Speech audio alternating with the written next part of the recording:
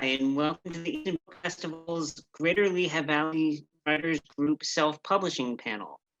I want to take a moment to thank our sponsors, including WDIY, Lafayette Humanities Center, Easton Area Macaroni Kids, Book and Puppet Company, and of course, the Greater Lehigh Valley Writers Group.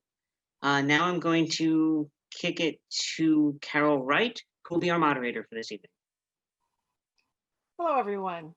Thanks so much to the Eastern Book Festival people, and especially to Lynn Alexander and Daniel Perry for helping us out recording this session. I'm going to share my screen. We'll begin our self-publishing panel. Here are our panelists. We're all from the Greater Lehigh Valley Writers Group, and each of us has published books as self-publishers. Judy England-McCarthy is a published poet and author, and has shared her talents as a professional storyteller at numerous events and festivals. Her self-published children's book, Amazing Petunia's Adventures, can be found on Amazon and is currently being made into an animation. Her second self-published book, 'Twas Midnight, will be out next year in time for Halloween. Christopher Ochs' foray into writing began in 2014 with his epic fantasy, Pindlebrith of Linland. Using his skills learned at the Greater Lehigh Valley Writers Group, the Bethlehem Writers Group, and the Lehigh Valley Storytelling Guild, he crafted a collection of mirthful, macabre short stories in If I Can't Sleep, You Can't Sleep, and short fiction in two of Bethlehem Writers Group's Sweet, Funny, and Strange anthologies, Once Upon a Time and Untethered.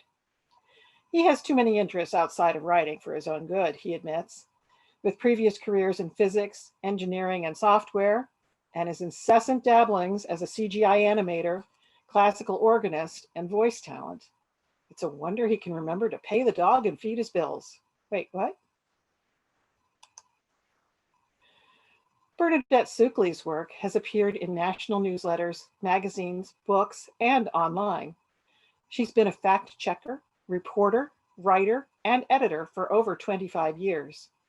She served as a co-chair for the Greater Lehigh Valley Writers Group, the GLVWG conference, The Right Stuff, and has served a year as its anthology editor. She's authored 3 books, A Saving Hurricane, which was self-published, Find Me a Woman, which was indie published, and Pennsylvania Made from the GP imprint of Rowan and Littlefield.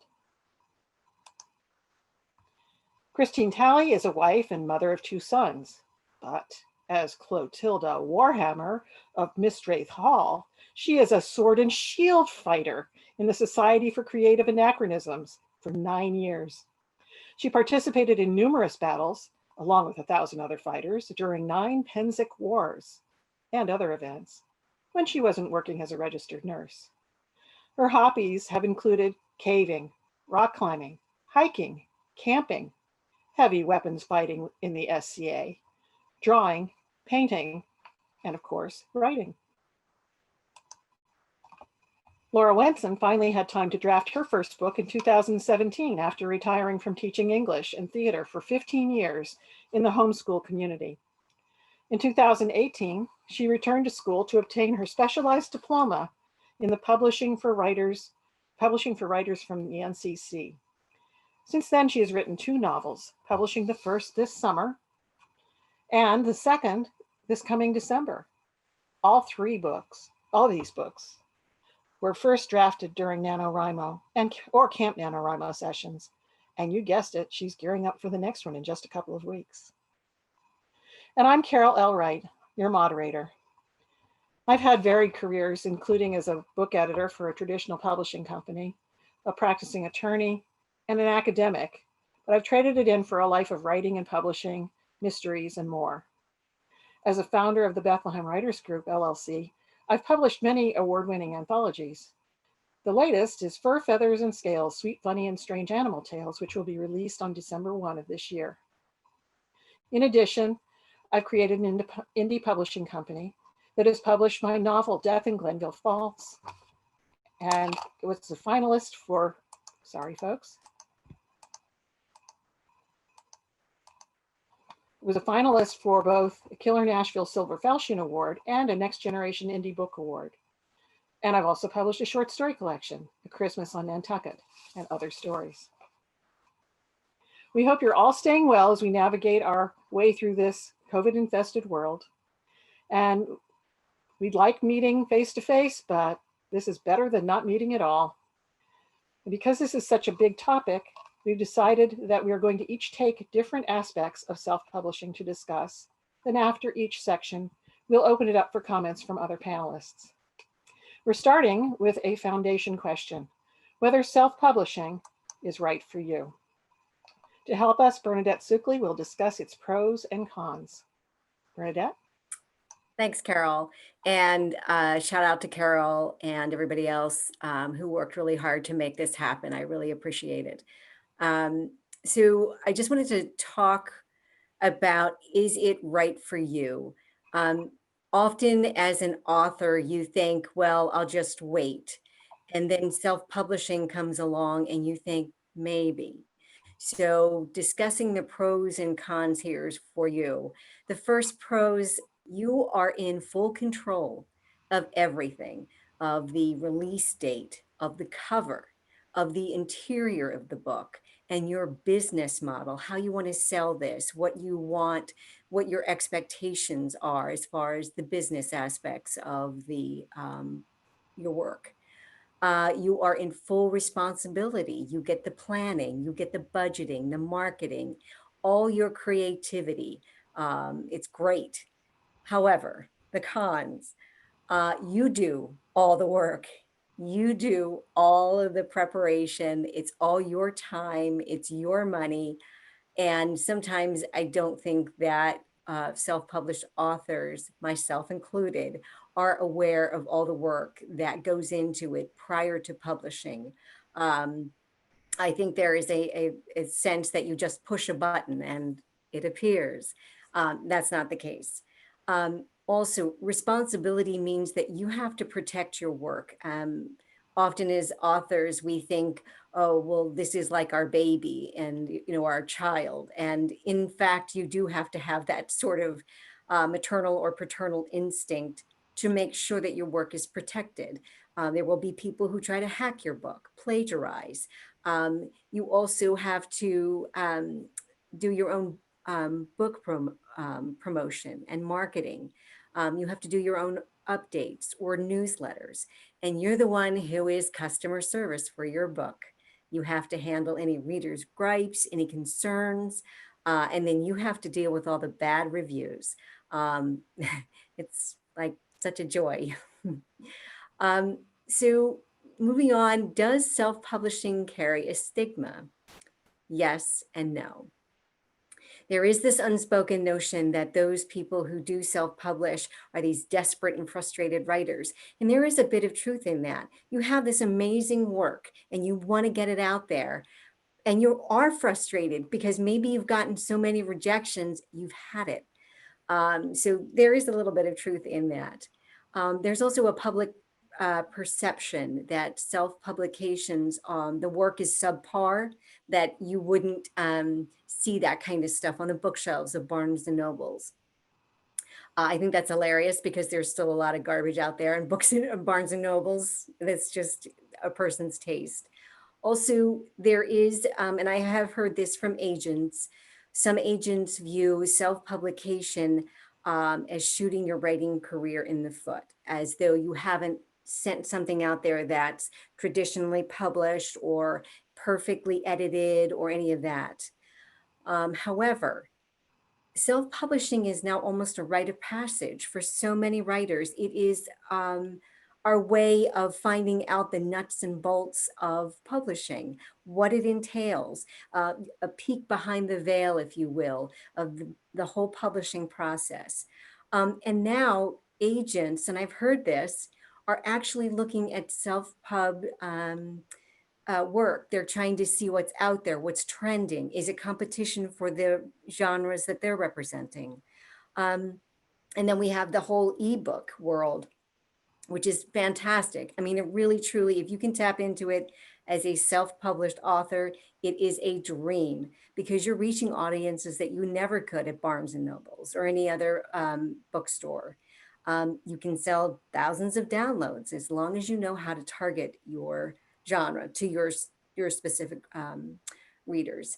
So I think with that, I feel as though the tide is slowly turning on that kind of stigma that may have cast a pall over self-publishing. And then just one really quick note, there is in both traditional and self-publishing a trend towards series. And it's, I think, because so many times we hear people saying, I just binge watched this Netflix series.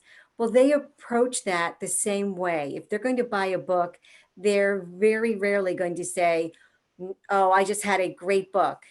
And that's it. They want more from you, which is a compliment, but it also puts a lot of, added responsibility on you as a writer to say, well, I can't just leave my character here. We've got to go on another journey. And maybe it doesn't have to be about a character. It can be about a thing like the British monarchy and the crown. Those are kinds of things that keep going. And I think that's it. Takeaways. Writing is an art form. Not everybody's going to love what you write, but some people will adore it. Also, it's a product. You have to think of yourself as a business person as well as an author.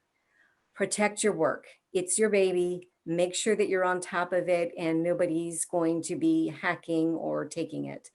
And then my last is self-publishing is not the kiss of death. There's lots of successes and you're looking at it.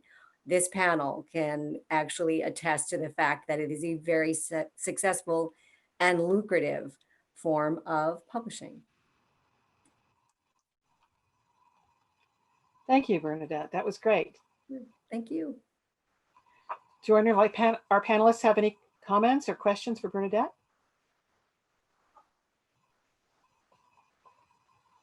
Well, I have to say, Bernadette, I haven't found it lucrative yet, but I am looking into the ebooks.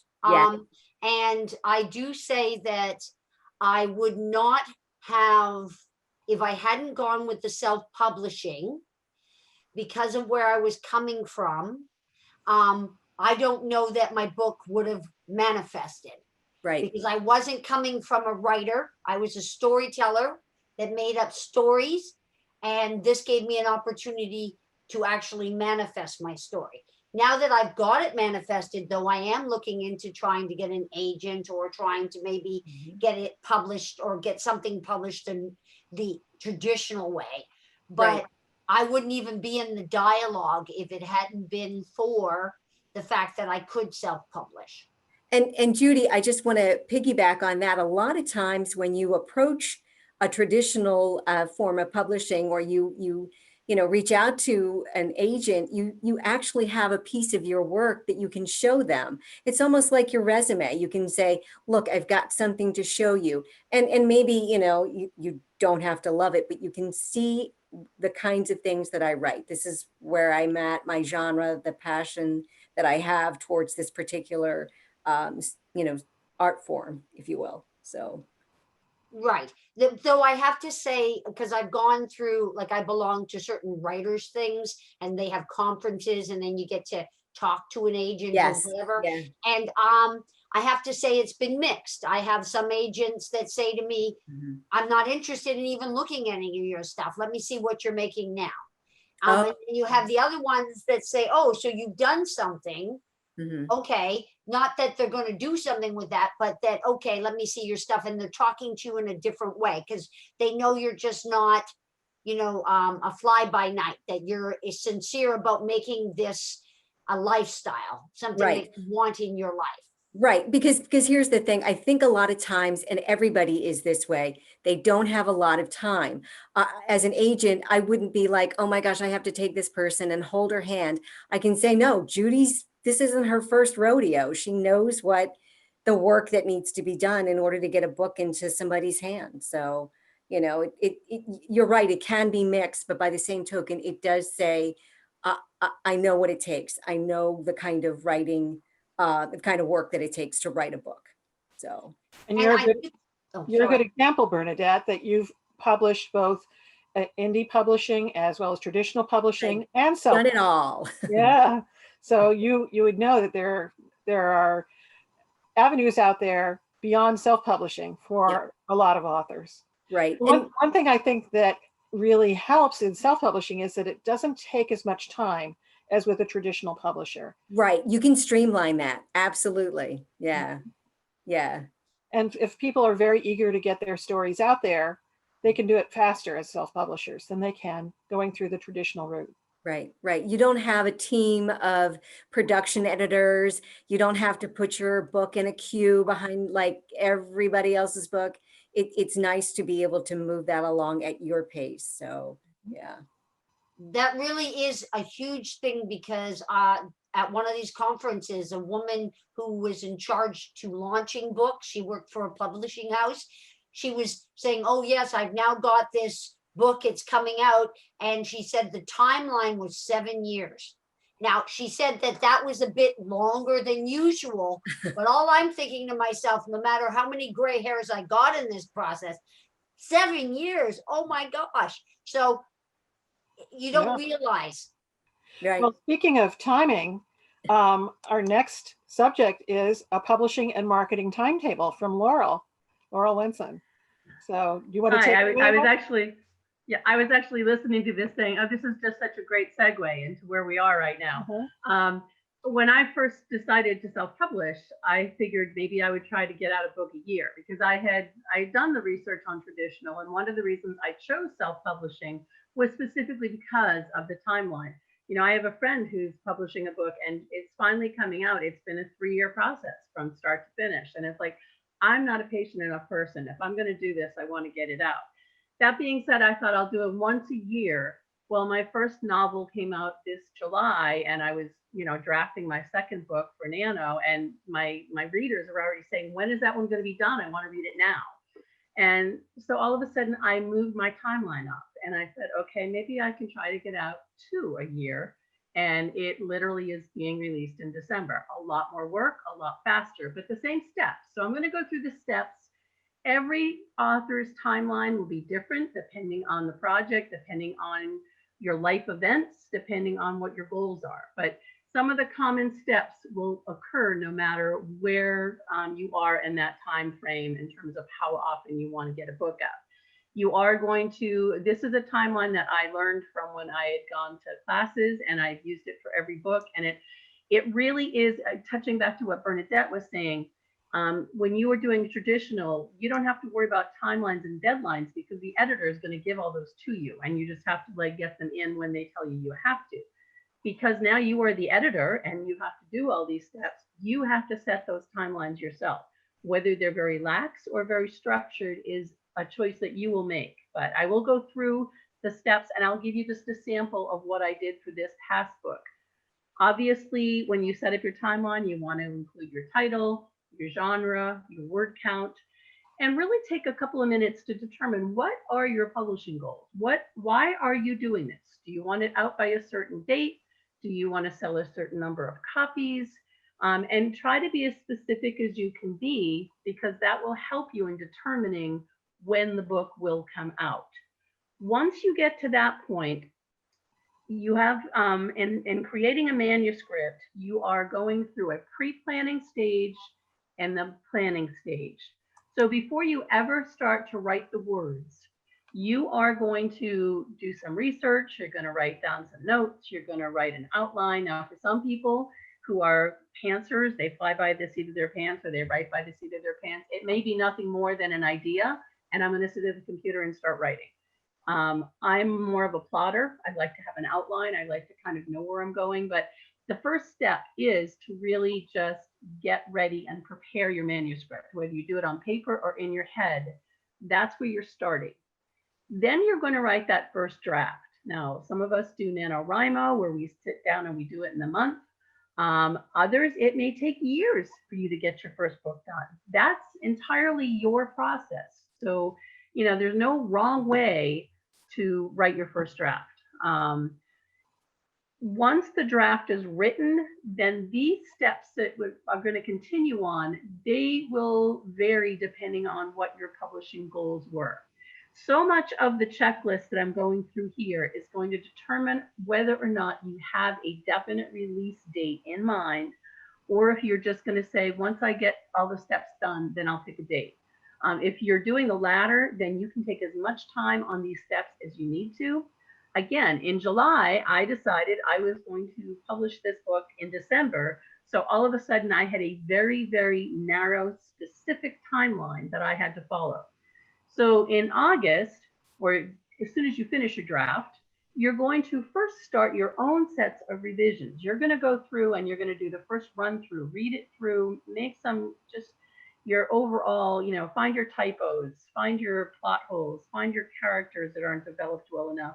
You're going to go through it once or twice on your own, and then you're going to send it off to what we call beta readers. These are people who you have chosen who have some good writing, strong background, whether it's in editing and finding typos, or whether it's in just an overall, like, this was like a speed bump, I didn't understand this part, or I don't really get this character, what's their motivation. They're going to give you back some feedback, and that's going to then help you with your next round of revisions. Some people will then take your manuscript and send it off to a professional editor. I'm going to talk more about that when we get to the budgeting section, which is later in this session. Some people use professional editors.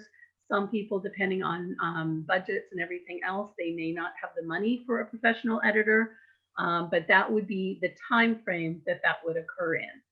At some point, you then have all of your final revisions and you are ready to then prepare for publication. And that is the next step. At this point, if you have a release date set, you have to kind of work backwards to make sure you're hitting all the deadlines along the way. So I'll quickly go through the deadlines and then I'll kind of give you a really good example of how that happened. The first thing that you need to do is set a date for when all of your revisions are going to be done, totally finished. And then you need to have your book formatted, whether again, you have somebody do that for you. I myself use a program called Vellum. It's for Macs, and you do all the formatting yourself and you hit a button and it does all the formatting into the different publication files for you, which is wonderful. So revisions come first, then formatting. Then you need to get an ISBN and a barcode and a copyright if you're going to go that route. An ISBN, if you're just doing an ebook on Amazon, they'll give you one. I also know that Ingram-Spark is now starting to play around with giving you free ISBNs, but if you are going to get your own ISBN, there's a website called Bowkers.com. That's where you go, you get your ISBN, you get your barcode. I'll talk about costs for that later on as well. You then need to get the cover design done for your book. And you need to get the ISBN done first and the barcode, because you probably want the barcode and ISBN on the back of your cover. So all these steps need to go in order. Again, a cover designer can be found online. You can find them on places like Upwork and Fiverr. You can ask around in like writers groups. There are a lot of people in the Greater Lehigh Valley Writers Group that design covers for others. You can find them on Twitter. I mean, there are a lot of places to find cover designers. I found mine through Upwork. I've worked with him for all 3 of my books, and I will continue working with him. But once you get your cover design done, you are then ready to upload your title to wherever it is you are going to publish it from. And there are various platforms. You can go on Amazon, you can go on Ingram-Spark, which is a printer distributor who will then distribute it to all those different places. You can individually upload to Amazon, to Barnes & Noble, to all the different places yourself. Those are your choices to make. But you then have to know when you are uploading what their turnaround time is. For example, if I want to go live on December 1st, Ingram-Spark takes about 3 days to give you a proof that they're going to send you, and then you have to approve it before it will go into publication. Then it's going to take 18 business days for them to get around to getting it ready to print. So you have to take, the calendar out and say, okay, how far back am I going now? And then it takes another 2 or 3 days to print and another day or 2 to get to you. So for Ingram-Spark, which is my platform choice, it takes about a month from the time I upload it to the time I get it in my hand.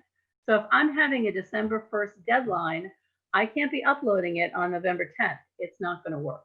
I actually uploaded it just this week because I will then get the books, in Thanksgiving, around Thanksgiving, and it will also still give Ingram Spark time to start distributing it out to the different places that people will be buying it from.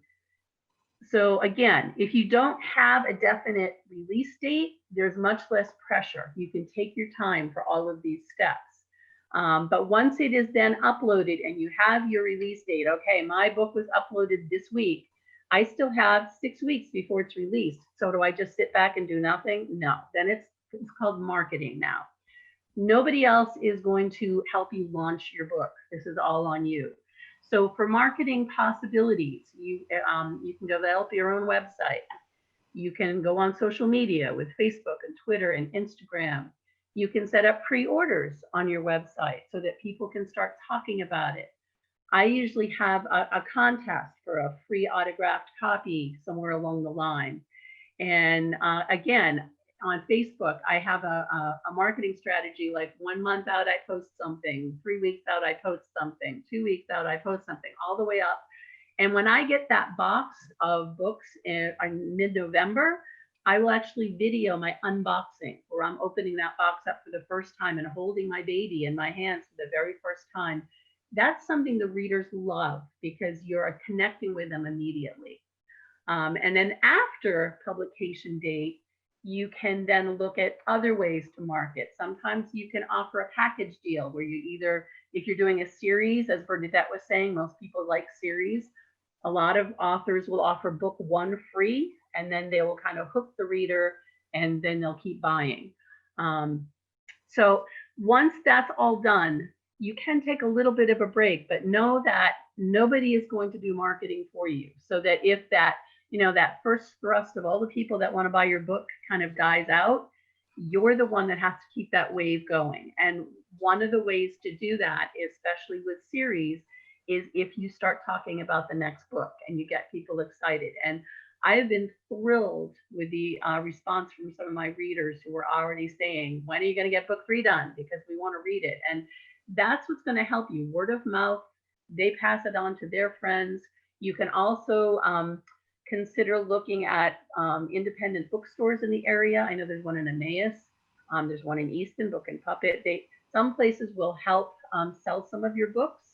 You can try donating free copies to libraries. Some libraries they have policies about whether they can take self-published books. Others might read them to see if they would take them or not, but it's something to consider because the more you can get your book out there, the more you'll have an opportunity to be lucrative someday. That is my goal, at least. You can also have other merchandise, things like bookmarks, postcards, buttons, jewelry, pens, anything that will appeal to your target market is just going to help you. Book signings. I know that in COVID, we haven't been able to do that at all, but when we can finally start getting out there again, that's a great way to go and connect with the people and autograph copies as they buy them. So it's a lot of steps. I know it seems a little overwhelming, but there are a lot of places online that can help you step by step by step by step. One thing I do want to point out is if you are just doing ebooks and that's all you're going to write and you're going to, like, say, go to Amazon, you can upload an ebook on Amazon and it can be live in like 2 or 3 days. So that's something that will be a little bit faster. Overall, you set the timelines, but you are guaranteed to go faster than any traditional route, I think. And my new goal now is to get 2 books out a year. I've proven I can do it, so that's now my new goal. And I think that's everything I have for this portion of the session. Okay, are there any comments from the panelists? I did have a question for you, Laurel. When you're talking about a December release date, what about books that are seasonal, meaning like, if it's like a Hallmark Christmas book, like you're trying to target that audience, is there a different date for that, or is it still December 1st? That's really a good thing, because part of the problem, if you can market your book to be a certain time of the year. For instance, my first book of the novel was about eating disorders. My whole series is really a journey through characters that have been recovering through anorexia. So I tried to look at the calendar, like, well, is there an anorexia awareness month? That would be a good time to release. Oh, or yeah. if you're doing something for Christmas, December 1st is the perfect release date for a Christmas book. But then you have to, work backwards. You can't upload it at the day after Thanksgiving and think that it's going to get through by Christmas. So you always have to look at your calendar. If you are writing a series and there's something in your book that might apply to something in the year, look at the calendar. Like, is there a mental health awareness week? Mhm. Is there a gardening month? Try to target those dates, because then there's a lot more talking about those sessions or subjects anyway, and Right. you may be able to piggyback on somebody's blog, or that's another marketing thing, is to be a blog guest or a podcast guest. Right. So That's it. They had, I think I love romance as a genre, and they said the best time to promote your book is, February 14th, because not everybody's going out on a date. There's some people who want to read about romance rather than, going out. But I think that's interesting too, that you have to really be mindful of a calendar and a hook when it comes to your work. You need to position it in the calendar as well. So thanks for that. Yeah. Also on marketing, this time around for my latest book, my friend Jackson, I've been doing a lot more marketing than I had done in previous books, and this time I'm also spending a lot of time with reviewers.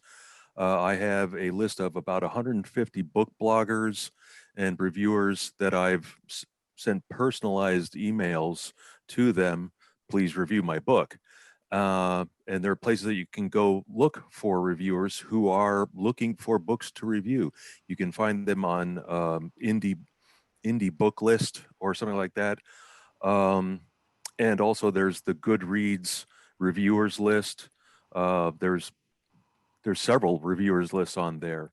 And if you have trouble finding lists, you can poke around at the Goodreads librarian list and they'll be happy to help you. Yeah, I have to say about the time sensitive. If you notice at the beginning when you introduced me, you said about my Halloween book coming out next year. My intention was that it was supposed to come out this year, but because I had the shape of the book, and this is something might not be for people writing novels, but people who are doing children's books, you want them to look a certain way. And what happened was I went with a different format than Amazon allowed. So I then went with Barnes and Noble to have that format. But Barnes and Noble, for some reason, there was this glitch, and they kept being in a loop. And then the window had passed and I couldn't get it out for Halloween. So now I have to wait till next year. Had I known maybe Ingram, maybe they might have been able to help me get it out, because it was ready to go in enough time. But because Barnes and Noble said, oh, sorry, we're shutting down, blah, blah, blah. And I couldn't go to Amazon because of the way I had set up my book. So these are the things that you may not think about. Now, again, I'll have next Halloween, and I'll have all this lead time, and I'm doing other books. So maybe I can sell a package kind of thing, maybe a couple of books at the same time. But the thing was, you don't know until you're in that situation what can come up. And you have to sort of go with the flow of things. What's great about this thing that we're doing tonight is you're getting a list of all these things to help you not make the same mistakes, so that maybe you can avoid some of the, tripping ups that we've occurred for us, and actually be more streamlined. One thing I wanted to mention was that, yes, it's true that you can get a free ISBN or a free barcode from some publishers, especially if you hire a hybrid publisher, where you give them the book and they put it together for you for a fee. They claim to edit and market and do all those things. But you pay a fairly large fee to have it done that way. But if they give you the ISBN, they are listed as the publisher of record. If you purchase your own ISBN, you are the publisher of record. Why does that matter? because when people are looking at books on an Amazon page or a Barnes and Noble page or in a bookstore, they're going to look to see who the publisher is. And if the publisher is KDP, or if it's, you know, some hybrid publisher, in the old days, CreateSpace, whatever, they're going to see that, and the savvy reader will know that that's a self-published book. That only matters if they're going to be prejudiced against self-published books, but as we talked about, there are those who are. And so if you want to have that better concealed, you want to have your own publishing name and your own ISBN. It's worth the investment. Anything else? Okay, now we get into back to Bernadette for editing, which is probably the most important thing in this whole process. Yeah, I'm not gonna lie. The hardest thing to accept in the writing business is a rejection. The second hardest thing is a criticism of your book. And that criticism is based on typos or anything like that. It's just so cringy. You just want to crawl under a rock and stay there, because those are the mistakes that can kill your book, and it sticks with people. So, you know, my thought always has been, do it wisely. One of the things, and this is actually a good thing to start first, is your book ready to be published? So many times we stand right at the doorstep and we think we're not ready. We can't go in. This is just, it's too big. But I wanted to simplify it and just ask yourself these 4 things. First, did you have somebody other than a friend or a family member or your mother or your sister read the book and give you feedback? Just feedback, not corrections, just what did they think? The second is, did I read it out loud? And I'm embarrassed to say that I only recently started to do this, and it really does make a difference. Read your book from start to the end. And that way you can hear how it sounds to readers, even how it sounds to you. Because oftentimes when we're flying through a scene, or we've written like an amazing ending, we forget to write a few words, and man, is that embarrassing. So read it out loud. And it takes a while, but make sure that you do it. Then the second thing is, or I'm sorry, the third thing, did I have it edited by a trained professional? And Laura touched on this, but I think this is something, and we can certainly get back to it, but ask yourself that, have I had a professional edit my work? And the last thing is, am I afraid of sending it out to an agent or a publisher? You should be afraid. And I don't mean that in a negative way, but a lot of times when you're about to do something amazing, you're going to need some courage. And you've just finished something, you've just finished a work, you've put everything into it. And yeah, you should have some butterflies. You absolutely, that should be a yes. So if you've answered yes to all of these questions, yeah, you're ready. You're ready for self-pub, and you're ready to get it out there, whichever you prefer. There are a lot of times when people in general, we think of editing as just making sure that your work is okay, but there's nuances to it. Copy editing versus proofreading. Copy editing, the bigger picture, I think of copy editing as the bigger picture.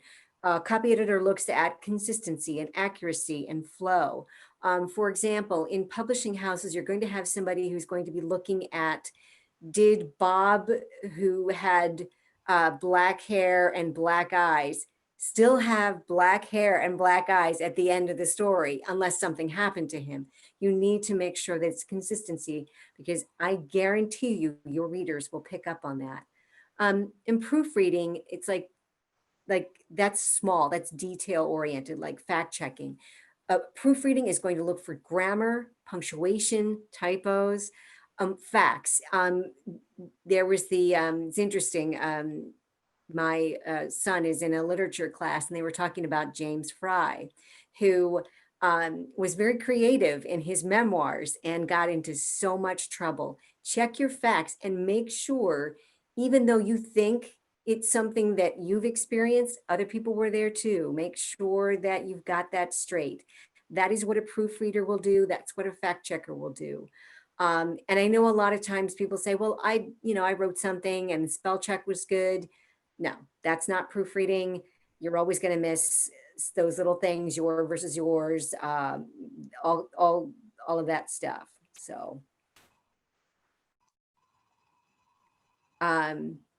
if you edit on your own, that is a good thing, because as a self-editor, you can pare down the excess language. You can get it into your word count and you can build it up where it's needed. Maybe something's happening in your character is looking just very flat. That's where you build it up.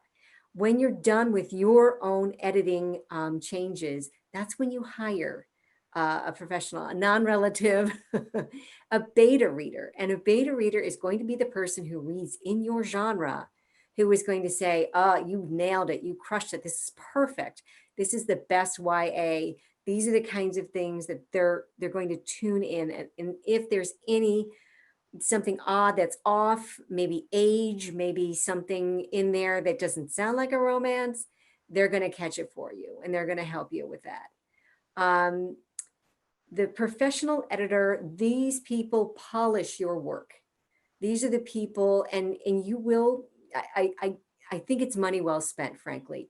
Even if you're self-publishing or anything, or you're just going to do something small, have somebody look through it. They're objective. They're going to make sure that it's polished and clean. And they're also going to ask you questions like, did you really want it to happen that way? Did you really want to use that word? That's what a good professional editor will do. And then my caveat, vet them. Make sure that they're legit and that they do work. Testimonials are good, but always make sure that even if you're spending a lot of money, make sure that you're getting quality.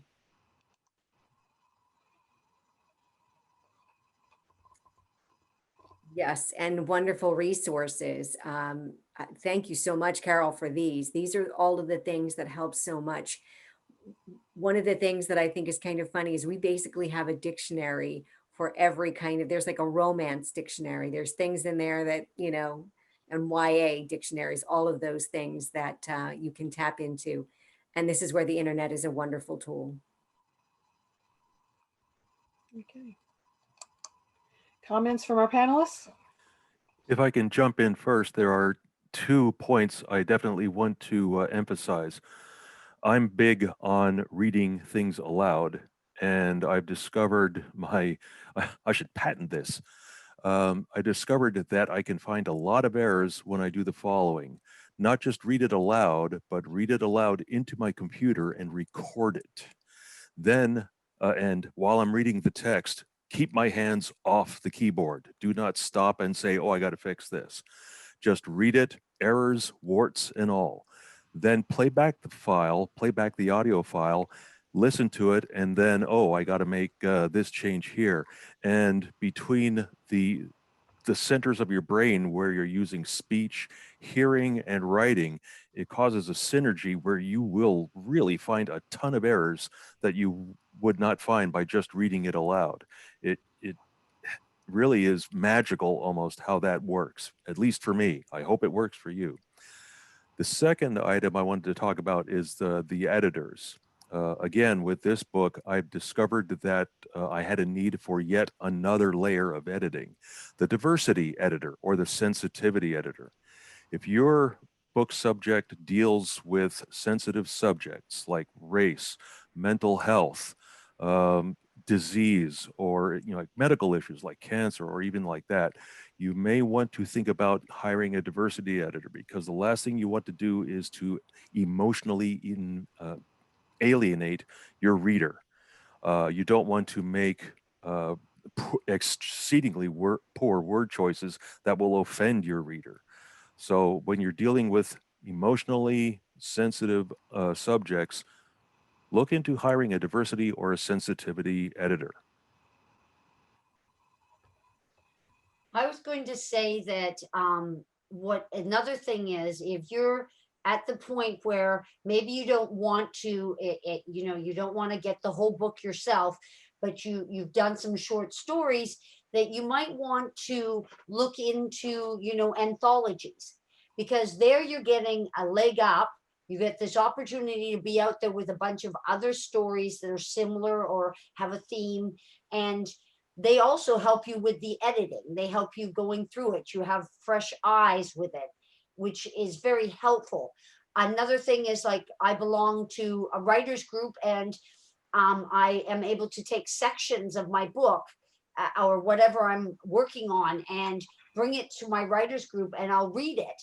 And the input I get from all these different writers who work from different genres has been very enriching for me, and has taught me to add so much more to what I'm doing. And so you have to see where you are and how quickly you want to get to that spot. But there is, you know, support groups out there that can help you as well. If grammar and writing isn't your, like, structurally isn't your strong point, ideas are what you do. Right, So, right. And that's huge, Judy. I think too, is this is where we plug in the Greater Lehigh Valley Writers Group, where we say, you can come in with your work, and there are so many people in there who are indeed professional editors, you know, who can take your work on, but also give you that support and give you that advice, and make sure, because here's the gig. A long time ago, somebody said, you know, I was concerned. I'm like, well, my book might be in front of yours in the bookstore. And they said, no, we are not competitors. We're all in this together. I mean, literally, we are all swimming on the same boat. Excuse me. We are swimming against the same tide. We all want our books published. And it's not like we're competition, because the readers, it's not like they're just going to read one book and that's it. They're going to read your book and my book. They're going to keep, and they are voracious, which is such good news for all of us. So. Absolutely. Thank you, Bernadette. Okay, next we're going to talk about creating a book cover with Christopher. Christopher? Hello. Yes. The first thing that you're going to break is the fact that the world does judge your book by its cover. The first few seconds of what they see are incredibly important. People are, even though they're readers, they are a very visual commodity. They're a very visual audience. So your first few seconds of when they see your front cover, it has to communicate a plethora of information. Obviously, it has to have your title and your author name, but between the text or the art, or both, it has to communicate at least one of the following: the genre, the subject matter, especially if it's nonfiction, and you also can have the opportunity to put in the setting, like you can put a spaceship if it's a science fiction, or the environment, you know, like have plants if it's a cautionary tale of nature. It can depict a critical event or have some distinguishing characteristic of your character, like your heroine has a eye patch over one eye. All of these can be put into a cover, but if this is your first rodeo, then I would suggest focus on one, maybe two if you feel adventurous. But it has to convey at least one of those. And the whole point of this is the eye grab. You know, like you are trying to get people to go, "Oh, shiny, what's that?" So the first place you can look to see what eye grabs you, and hopefully the people of the genre that are reading your book, go to store displays. That might be tough in today's COVID world, but there are alternatives which we'll be getting to later. Go to store displays, and also the books that they have facing out on shelves. In a lot of bookstores, you know, like most of the time you'll see the spines, but if they're trying to push a book or they're trying to feature a book, they'll put it face out on the shelves. So look for the store displays and the shelves for face out books. Focus on the genre and maybe related genres, especially if you're doing genre mix-ups, like you have a little science fiction and a little horror, or if you have a little romance and a little history, you know, like go to both of those genres and see what they're doing, and crib away. Do not be afraid to crib. I'm not going to say copy directly. That is that is illegal. But there, you'll find that there are several techniques, several themes, and aspects of the composition. That is, what colors do they use? Where do they place things? You'll find that there's a lot of commonality and a common themes of them. Now, you're going to be putting a lot of things in the mix. I am not going to try to paint a pretty picture here. There is a lot of variables that are going to go into your front cover, and it becomes a tug of war. What's expected for your genre? And there are some genres that you absolutely must have this element in your cover, or it's not going to be accepted by your reader. You have to look at what works and what's overworked, especially in things like horror. You'll see several images that keep coming up to the point where it is just common, mundane, and if you see it too many times, people will gloss over it. They won't even see it. For example, in horror, if you have a pair of eyes staring out of the dark, you'll see that a lot in covers. Maybe it works, maybe it gets overworked, don't know. Romance is the pinnacle of overworked to the point where you actually have to have it. For example, if you're doing a romance, like you have to have the lady with the bodice half on, half off. You have to have the bare-chested man, with the exception if it's a cozy romance. There, the man must have a shirt on. Don't ask me why. It's what's expected in that genre. Color is your main weapon in your arsenal. The reason why is because color is a direct pathway to emotion. We use colors to express emotion, from the very first cave painting through the Vermeer and the Dutch masters. Color represents several things. For example, and I just have simple examples here. Red can be used to express anger. Blue means power. An example of that, think of IBM. IBM is blue. They have a specific color of blue, a special shade of blue that only they can use. No one else can use that blue in their logo because of something called Pantone, which I'll be talking about later. But they chose blue because it represents power, and that's what they wanted. They wanted power and also reliance. Blue has that ability, or that inference of reliance, dependability. Green obviously has envy. Yellow is enthusiasm. Violet, somehow, don't ask me how they came up with this, but I'm told violet represents creativity, and orange is optimism. But that's not the only meaning they have. For every one of these colors, we can think of something else that is attributed to that. For example, yellow can be cowardice, or violet can mean royalty. The meaning of what that color is changes in context, what that color is paired with. Like, is the green paired with yellow, or is it paired with blue? Then the meanings and the emotions that will be brought in, that palette changes as much as the color palette. Now, you obviously have a choice of color, not only for your images, for your backgrounds, but also for your text. For text, the industry standard is straight black and white.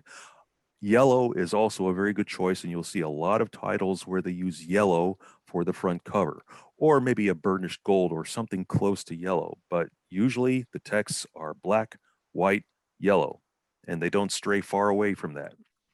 Backgrounds, black. Black is most suitable for darker subjects. So if you're doing a romance, don't use black. Here's an interesting point that I have just found out in some marketing courses that I was at. Blue is the new black. If you look at science fiction and horrors, you'll see a preponderance of them moving from a black background to a bluish background. Why? I don't know. It's what the market is doing these days. So again, go to your bookstore, see what people are doing. Like, are they still using black in your genre, or are they shifting towards blue or some other new cover? The market changes like the seasons. And as your book goes through editions or ages. Like you may want to change your cover in a couple of years to get rid of black and put in blue. We'll find out later. Now, how well can you mix these colors? I mentioned mixing green with blue and green with yellow or something like that. There are some rules that you have to apply to. There's no hard and set rules, of course, but there are some things that you have to be aware of because of the physiology of the eye and the way our brain works. If you have a light background, in any case, your text must stand out from the background. Otherwise, how can they see what your title is? How can they see what your name is? So it should be pretty straightforward that if you have a light background, you have to have a text that's dark or cool colors. If you're doing a dark background, your text has to be white or yellow. Now, if you look at the color wheel here, you have to avoid complementary or adjacent colors. Complementary is on the left side. Complementary, for example, blue versus yellow. Now, in certain media, that can cause a problem because especially on the screen, the computer screen, you can experience strobing. If your eyes, for example, if you walk into a room and you can kind of see the fluorescent bulbs strobing when you walk into a room, you've got a pretty sensitive eye, and that's the type of eye that can be sensitive to these types of color mismatches. So if you have a blue background, shy away from using a yellow text. It's probably safer to use a whiter shade because that is less likely for a sensitive eye to shiver or vibrate at. Also, if your background on the right side color wheel, if your background is orange, don't use a yellow text. You may want to use a dark text because the text will just disappear into the background. What I've discovered, however, is the next bullet item. You can start breaking these rules if you experiment with bordered text. Like say you have a black background around every letter or a white background around every letter. That puts a boundary between the two opposing colors or the two nearby colors, and the eye can fairly easily discern that that's the letter I and that's the letter T. Borders can save you from a lot of these types of problems. So if you are forced with a color choice that is going to break some of these rules, experiment with borders on your text and things just might work out. On your back cover, I've been concentrating on the front cover, but we'll be covering some items on the back cover. On your back cover, almost always use a black or white text for your blurbs, your titles, and so on. There, of course, are exceptions to this rule. Carol's book, for example, had a dark green text versus a light green background, and it works. There's, like I said, there's no hard and fast rule, but these are good places to start, and you can start experimenting and moving away from the tried and true and see what works for your book. Now, the sad truth is that you are going to be probably, if you're self-publishing, publishing in several formats. We spoke about ebooks and hybrid printers. Hybrid meaning that you're publishing in both print and in ebook form. Unfortunately, that causes a new set of problems for us writers that are self-publishing, because the color scheme on screens and the color scheme on print are two entirely different formats. On your screen, it's an additive process, RGB, red, green, blue. All those pixels on your screen, they combine to make your colors. And it's an additive process in that the more colors you add, the brighter it gets. Print is the exact opposite. It's CMYK, cyan, magenta, yellow, and key, which is their keyword for black. That is a subtractive process in that the more colors you add, the darker it gets. Now we throw into the mix the fact that if something looks perfect on your computer screen, it's not going to look perfect on the print, because almost always what shows up on the screen is going to be brighter than what shows up in print. It's always going to be darker when you open the box and you see your print and it's like, hey, that's not what I saw on the screen. sad fact of life. You have to design your colors to be able to take that tolerance. Now let's take a look at this color wheel. If the whole big circle is what the visible eye can see, and this is one shot where we have no black, like there's no key or total blackness in this. It's all, going to white. All the colors add to white. The big circle is the visible color gamut, and that's the buzzword that things like Photoshop and GIMP and Inkscape and all those other graphics tools are going to use. If we look at the yellow border, that's RGB. Your computer screen cannot produce every color that your eye can see. It even gets worse on televisions. Whoops. Something just happened. Excuse me. Windows 10 thought it, sorry, apologies for that. Windows 10 decided it wanted to tell me something. Where was I? Oh yeah, NTSC, or National Standard Television. Their color gamut is even smaller than the RGB one. Then there's Pantone. Pantone is an international standard, and where places like IBM register their colors. So remember I talked about the IBM blue? Pantone is the keeper of all these registered colors. They can only produce an even smaller set. And when you get to the standard CMYK, or what your printer, and be it KDP or Ingram Spark, when they're trying to print color, they can only print what's in that blue inner triangle. Now, again, they can produce darker colors, but in this circle, I'm not showing any black. But these borders give you a painful idea of, wow, that looks great on the screen, and it looks crappy on the page. This is why. So, now that I've painted a real bleak picture on color, let's take a look at real estate.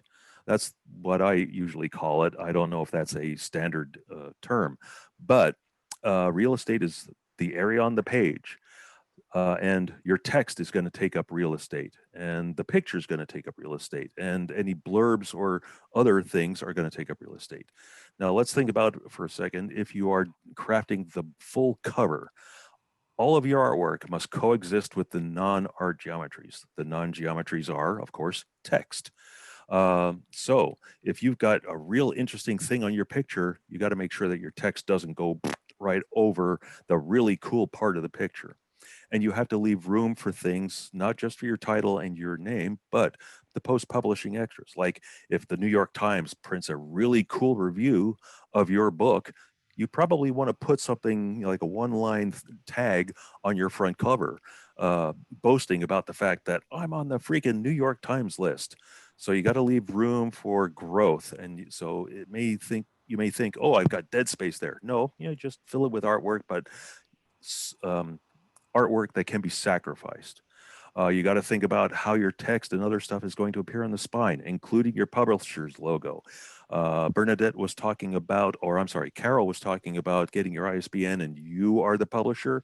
If KDP or Ingram Spark does not hold the publisher rights to it, or the publisher name on top of it, you should probably come up with your own publisher logo.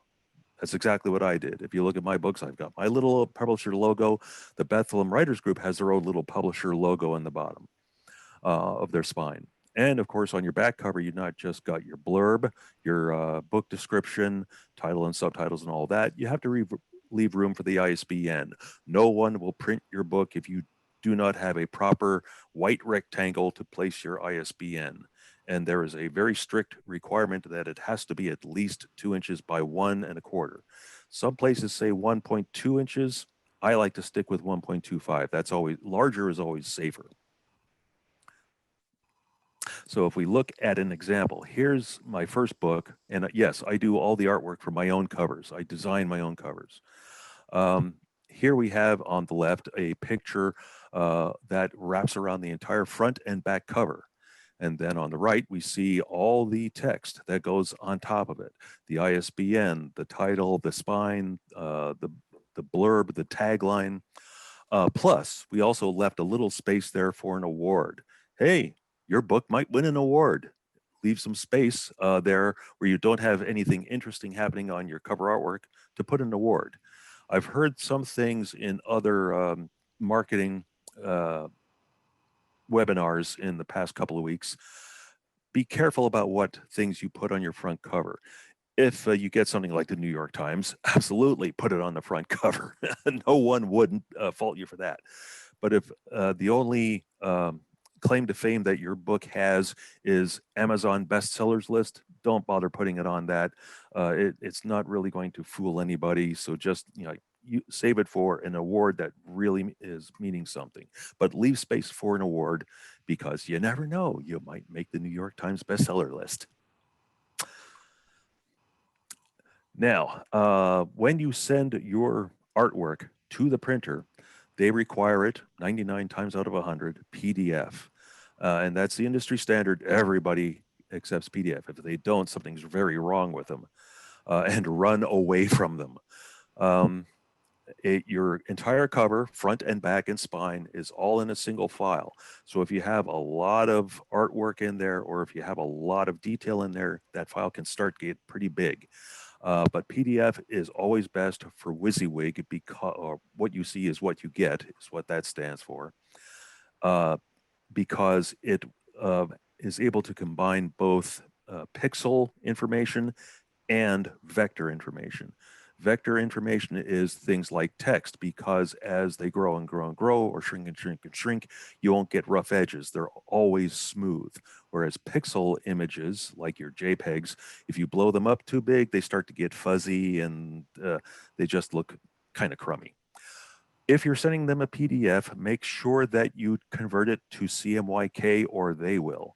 If you do it yourself, and tools like Photoshop, GIMP, and so on allow you to do that, you can at least convert it the way you want to.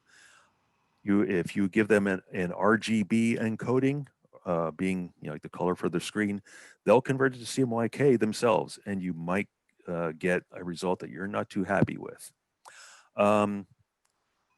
Flattening the single layer and all fonts embedded, we're getting a bit into the nitty gritty, so I don't want to spend too much time on there.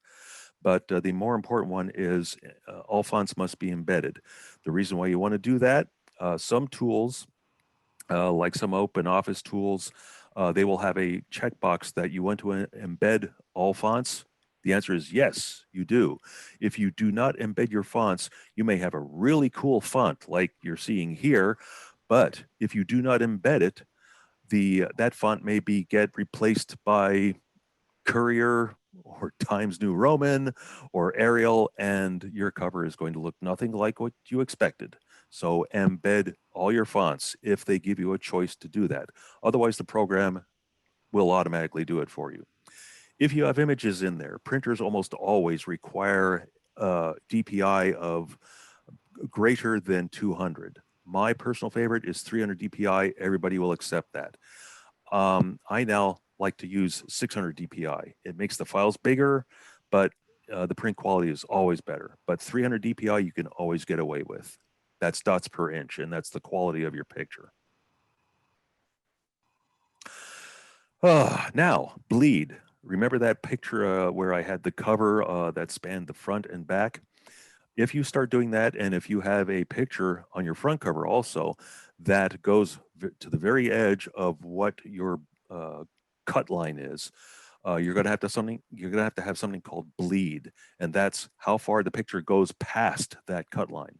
So if you're giving them a front cover image of for a 6x9 book, that picture actually has to be 6 1/4 and 9 1/4. Actually, it's a little different, but you get the idea. Your picture, your artwork has to be larger than the cover.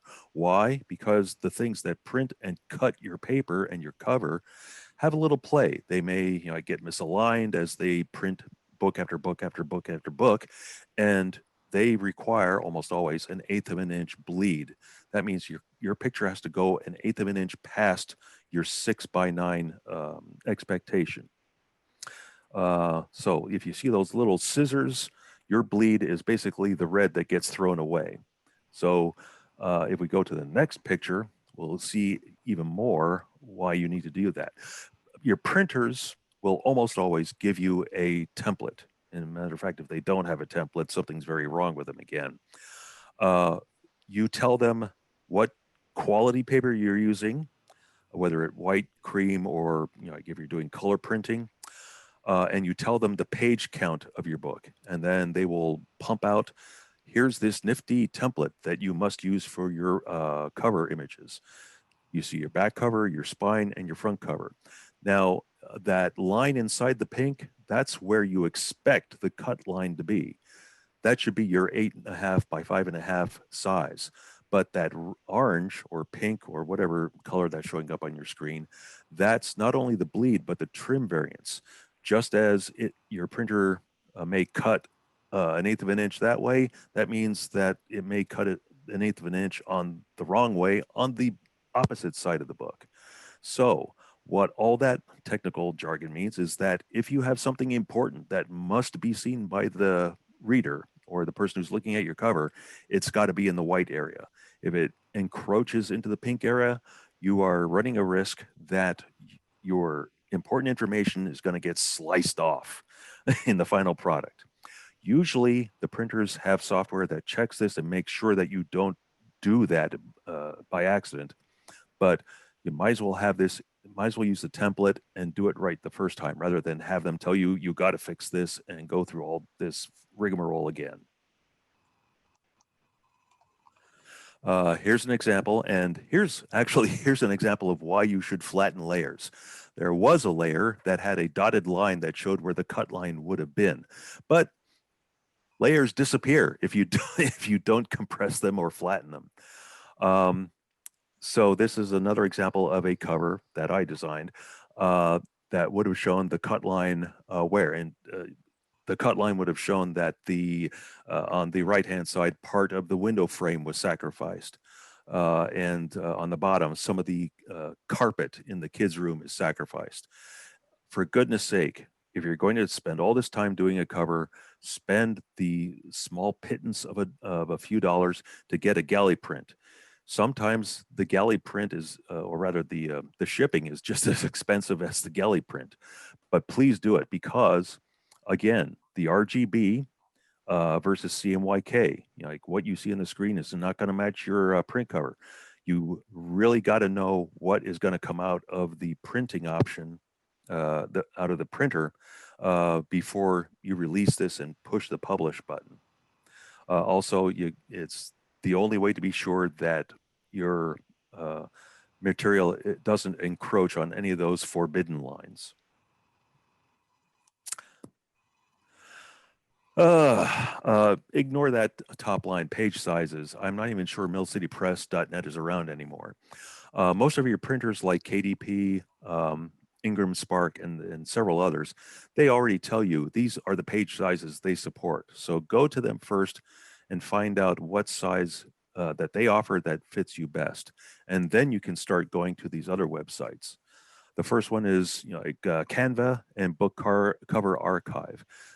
Use them for inspiration and things to crib from. Like, oh, I like the way that text looks, or I like the way that thing is laid out. I like their subject matter. This is the place to get inspiration.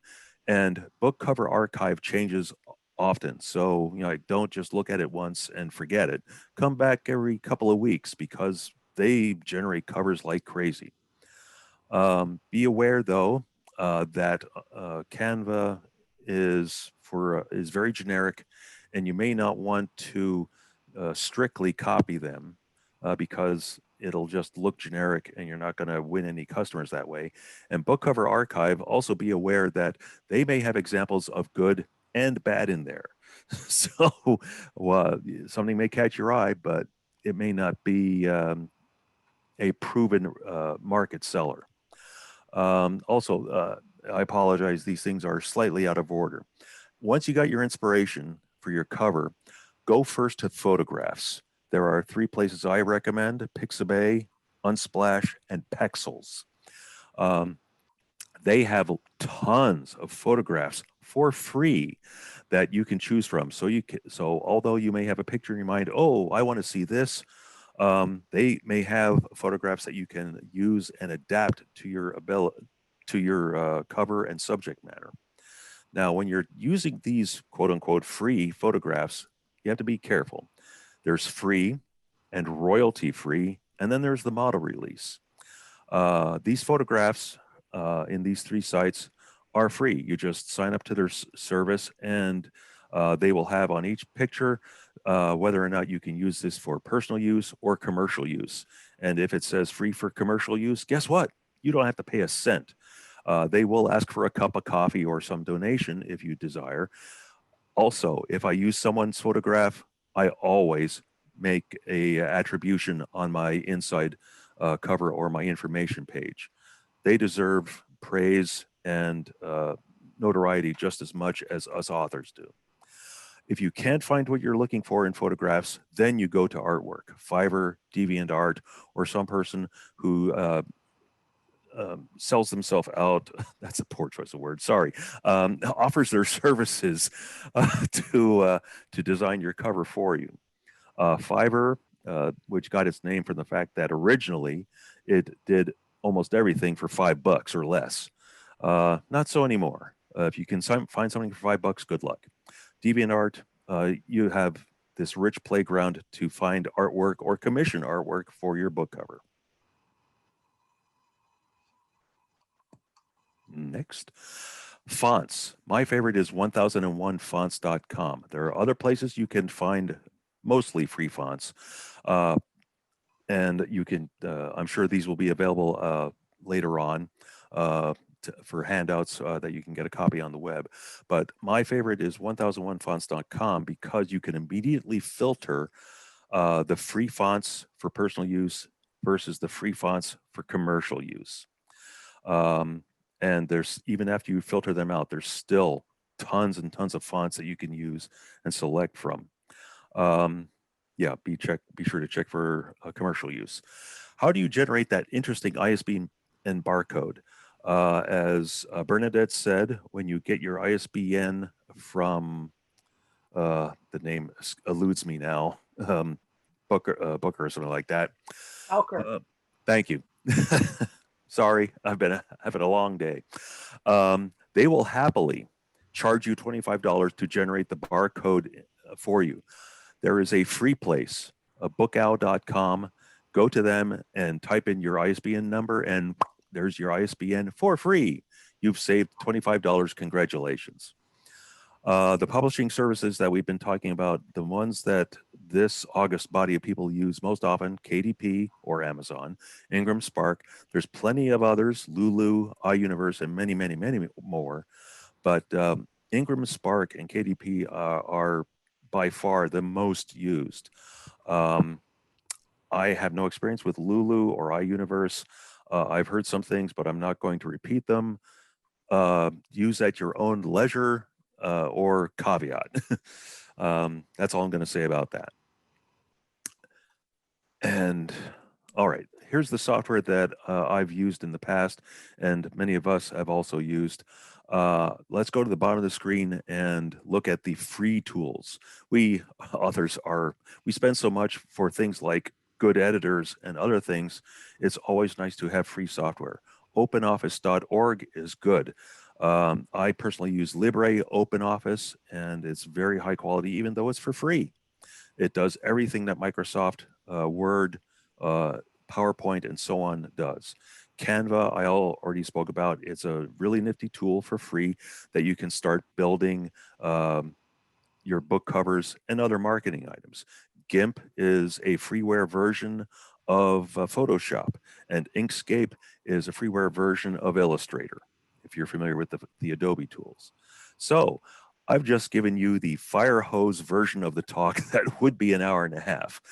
I'm sorry if I've given you a ton of stuff that you're not familiar with, but it's a real cool thing, and I love to do my own graphics. So bon appetit. I wish you luck and have lots of fun.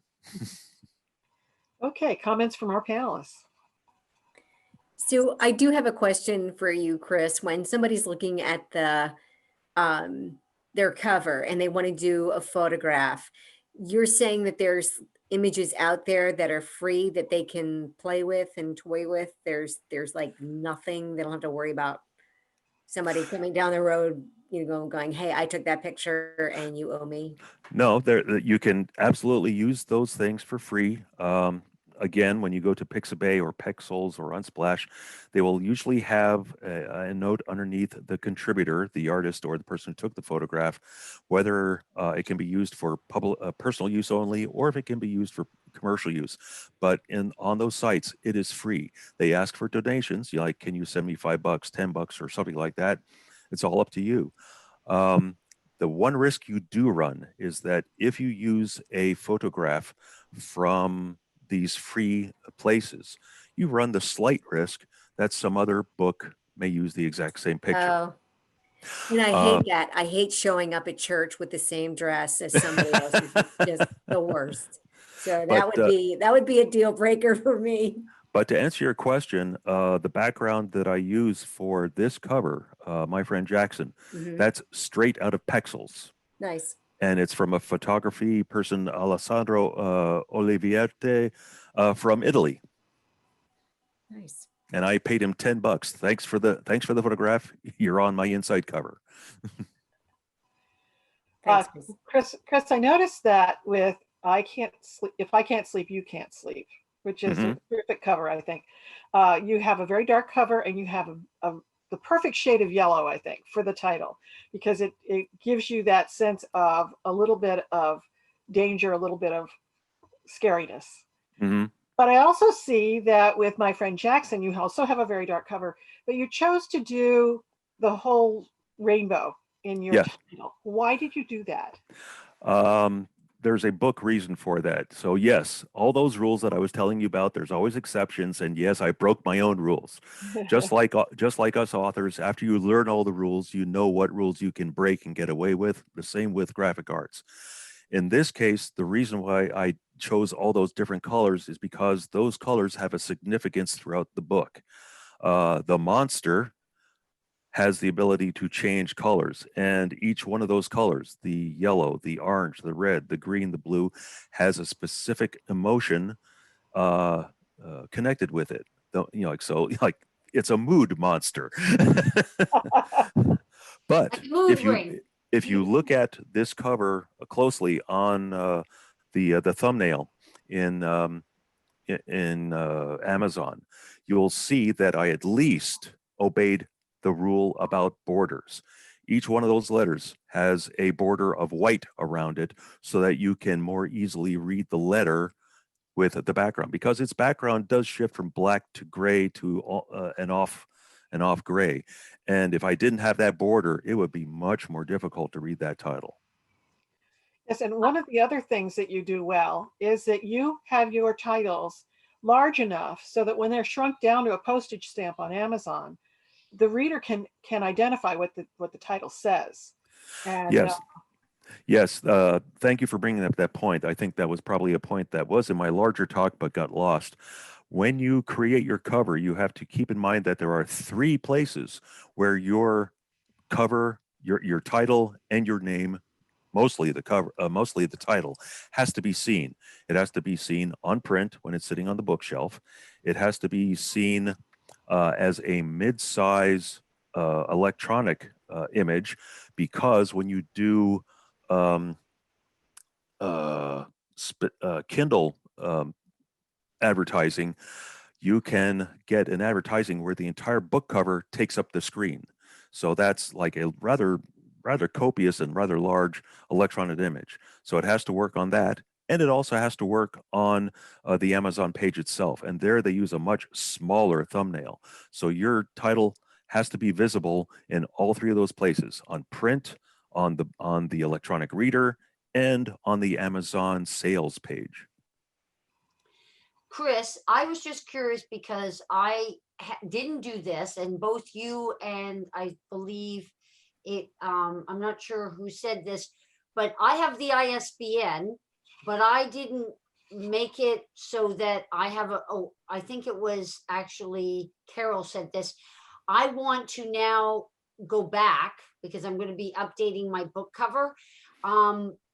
I want to go back and make sure that because it's my ISBN, I own that, and I also have the barcodes and everything, but I didn't make it so that even though I'm publishing it, I didn't make it so that I'm got a name as a publisher. How do you go about doing that?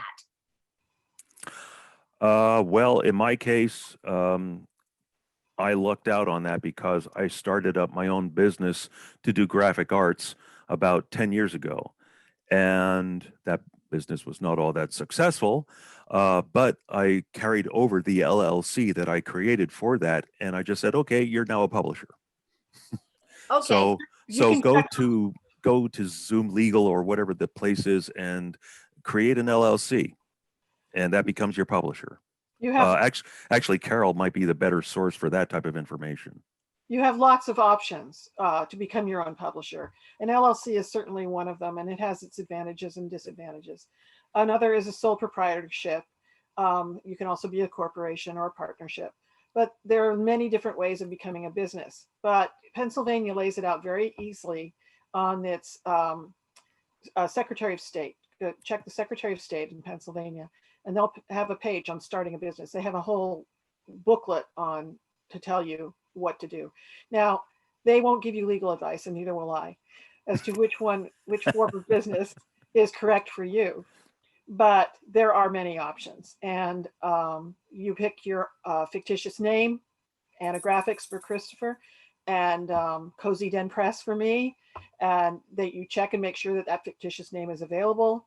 And you can trademark it, you can copyright various things. There are lots of things you can do as a business that is hard. They're hard to do as an individual, but you can. I think the easiest thing for most people to do is to decide on a name, see if it's available, and then proceed through the Secretary of State's office. You don't need to go to LegalZoom to make a sole proprietorship. It's a very simple process. But you also will want to look at the possibility of getting a wholesale license so that you don't have to pay taxes on the books you order from the printer. You might also want to look into a sales tax license if you are going to be selling directly to individuals at festivals and that sort of thing, where you have then collect sales tax and send them to the state. There's a whole lot to becoming a business, and it's really sort of a different section of a self-publishing panel. I guess, I mean, I hear that. So I'll probably try to contact you a little later about a little more of the details. But I guess my big thing was that you said that when they come on and they can see, I didn't know that they could see with your ISBN who the publishing is. They see who published it. But if KDP owns the ISBN, it will show KDP as the publisher of record. If you didn't give them a publisher of record when you put it into KDP, it probably isn't listed. You check your Amazon listing and see what it says. Okay, yeah, I should check my Amazon because I didn't realize that was another aspect. So yes, thank you. That was worth the whole thing. Plus, Chris, I have to tell you, I'm going to double check with my son whether he made it 2 inches by 1.25 for the ISBN, because we have the ISBN, but I didn't know there was strict rules. And so, these are things that, again, I've already published a book. It's on Amazon, and I could be doing it wrong. So well, if it's on Amazon, you did it right. Oh, okay. They wouldn't accept it if it wasn't right. Yeah. Oh, okay. Yeah, that's part of their error checking. Yeah. That's great. So the good news is, folks, you can make mistakes. You can find out along the way. And if you're smart, you'll make sure you keep this so that you can come back to it at any time, so you can get all these details and be able to have less mistakes than us. That's it. That's all I can say. We all learned the hard way, I think. We all made mistakes as we went along, and we learned as we've gone. But we persevered. We did. And the other thing is, you're all very lucky we're not showing you our scars. They're just well, there's one right over here. Chris, one other question I wanted to ask you about creating your own book cover. If someone hasn't done much with their computer beyond email, social media, and writing their book, is this something they can do themselves? Yeah. As a matter of fact, this book, my friend Jackson, the tail end of this book and all the artwork was done on this little laptop here. I do computer animation, which is an entirely different ball of wax. And for that, you need a real high horsepower tower of a computer that generates its, it eats coal so that it can run all the energy it needs. But the artwork for this, including the artwork and layout and all the tail end of the publishing process that Bernadette and Laurel and I have been talking about, were all done on a Dell laptop that basically was $500, and I loaded GIMP on it to do everything that Photoshop would normally do. Let's see, what else did I use?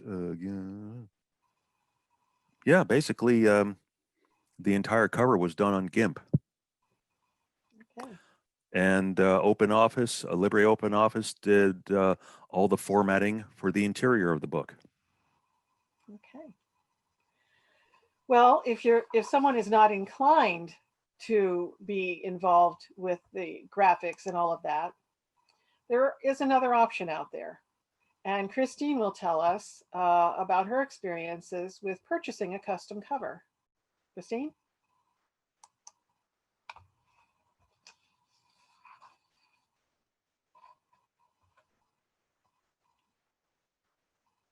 Are you muted, Christine?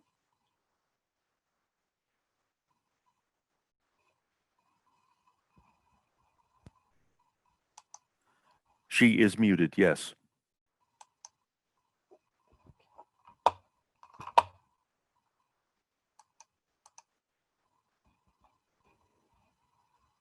You need to unmute, Christine. Okay, thank you. Okay. I used self-pub book club. Start again. I used selfpubbookcovers.com for both my covers, using first a science fiction appropriate cover and later changing it to a romance cover, which I thought was more appropriate for my novel, even though it had both elements. Selfpubbookcovers.com has many, many wonderful book covers for every genre I could think of. And once you buy them, it's $89 to $99 each. Once you buy a cover, it's yours forever and they retire it. You do need to put inside your book where you got it, of course, give them credit.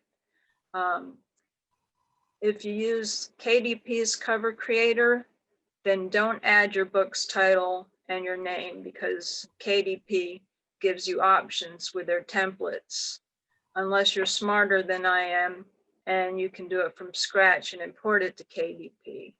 But I used KDP's template and then used the wording options that they had for the KDP template, and it worked quite well with the covers. Thank you. Okay, so you purchased this image on the right, and the rest was built in KDP, is that correct? Yes. Okay. Yes. And your other one is this one. Yes. And on the left is the paperback version, and on the right is the Kindle version of book cover. Those are what the templates gave you as options. Okay, through KDP. Did you have to pay more, or once you have that image, you can put it on Kindle and you can put it on, Yeah, it's yours. Okay. So is this a different picture that you purchased through Yeah. selfpubbookcovers.com? Yes. Yes. I bought both covers through them. Okay. I was very happy with both covers. Yeah. Okay. So any other comments from the panelists? I've been lucky enough that my son has helped me with my covers and everything, but I have to tell you, the quality of what I was seeing there for that amount of money is very reasonable. And if they cover every topic, it's for anybody who really doesn't want to get into, you know, graphic artists and all the rest, that seems like a really great option. And the nice thing is that you're not going to see it on another book, because what Christine said was that once you've purchased it, they don't sell it again. Right, exactly. Right, so that's a big plus. Okay. There are other groups besides the self-pub, what is it? Self-pub-bookcovers.com that also do that sort of thing. So if there are some that are genre specific. Right, but you'd want to make sure that, are they all, my question would be, this we know that they retire it. Are the other ones the same kind of policy? That would be an important thing to know Yeah. before you purchased a book cover. Okay. All right, now we'll talk about the book interior. You have a beautiful cover. You have a text. How do you make it look like a book on the inside? There are essentials to a book interior: a title page, a copyright page, obviously your text. Page numbers are essential in print books, but they are not to be put in ebooks, because ebooks, the user can change the font size, and that would make the page numbers appear in rather strange places. So you don't want to put page numbers in ebooks. Headers or footers also are only for print books, not for ebooks. But there are a lot of other things that you can put into the text of a book besides these. A dedication page, a foreword. Now, a foreword is optional, obviously. It's more often used in nonfiction, often written by someone other than the author, to tell the reader why this book is wonderful and why you're the person to write it. Or a preface that is written by the author, and it usually tells the person what I was thinking when I decided to write this book, why I wrote it, what I hope you get from it. A prologue or an epilogue is part of the actual text of your novel or your book. So that is not a separate part, but there are two schools of thought on prologues. One is you can use them if you want to. The other is never, ever, ever, ever, ever, ever, did I say ever, use a prologue. The reason for the latter is that they feel that people will see prologue and they'll skip it. So you've missed out on getting the reader there. The reason for the former is that a lot of times people want to say something that is not necessarily chronologically connected to the next chapter, and they want to use it as a teaser, or they want to use it as a hook to get the reader to read the book.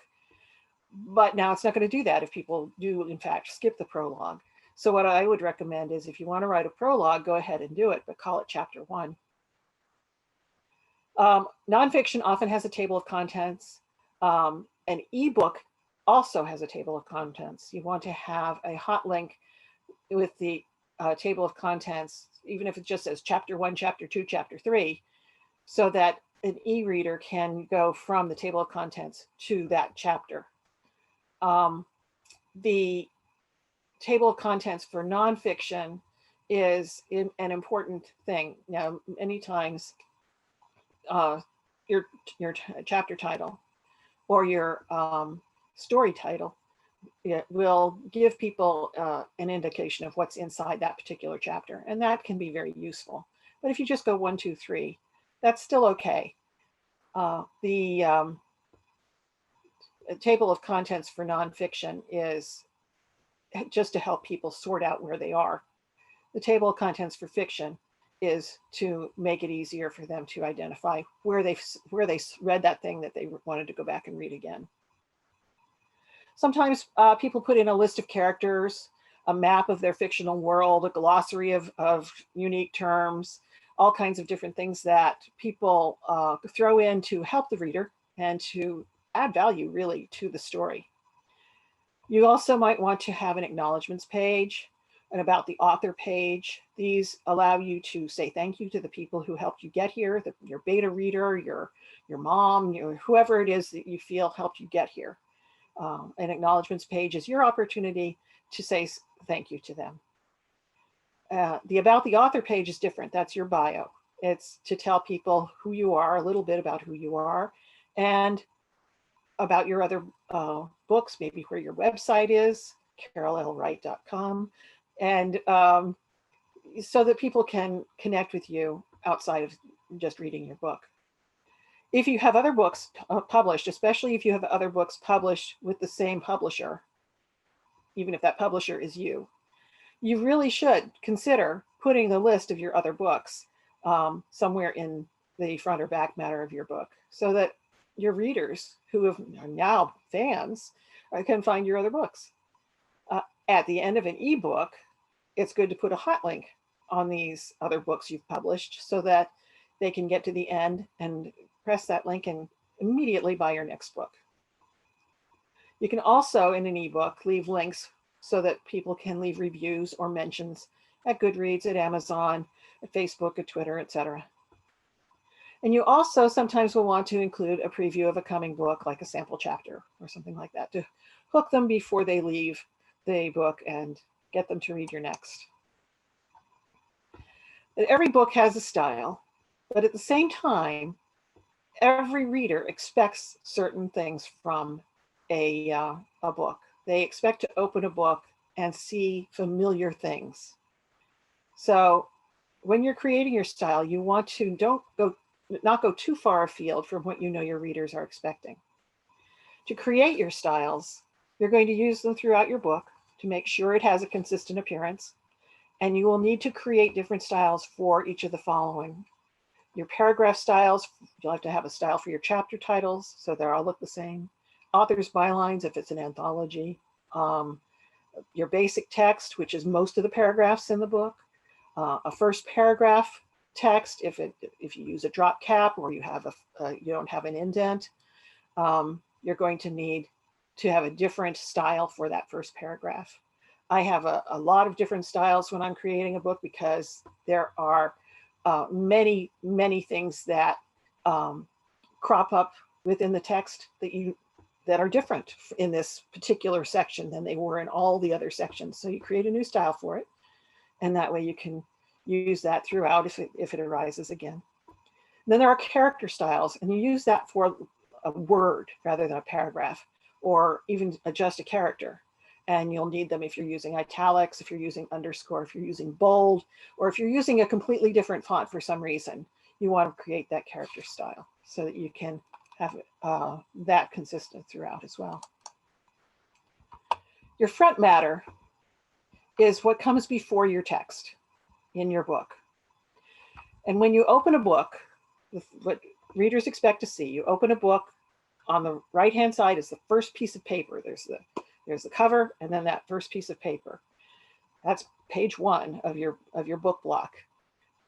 You want just your title listed there. You don't want anything else. No author, no publisher, not even a subtitle. Just your title. Turn that page, and on the back of that page, page 2, it's usually blank. It can have one of the optional items on that, such as, for instance, what other books you've written. But often I think a blank page on that side looks better because it's facing what is probably the most important page, back and front, which is the third page, is your title page. The third page, you use your title. You try to make the appearance of your title on the title page reflect the appearance of your title on your cover. You also want to have the full title and the subtitle there. You also want to have the author name there, or an editor if it's an edited work.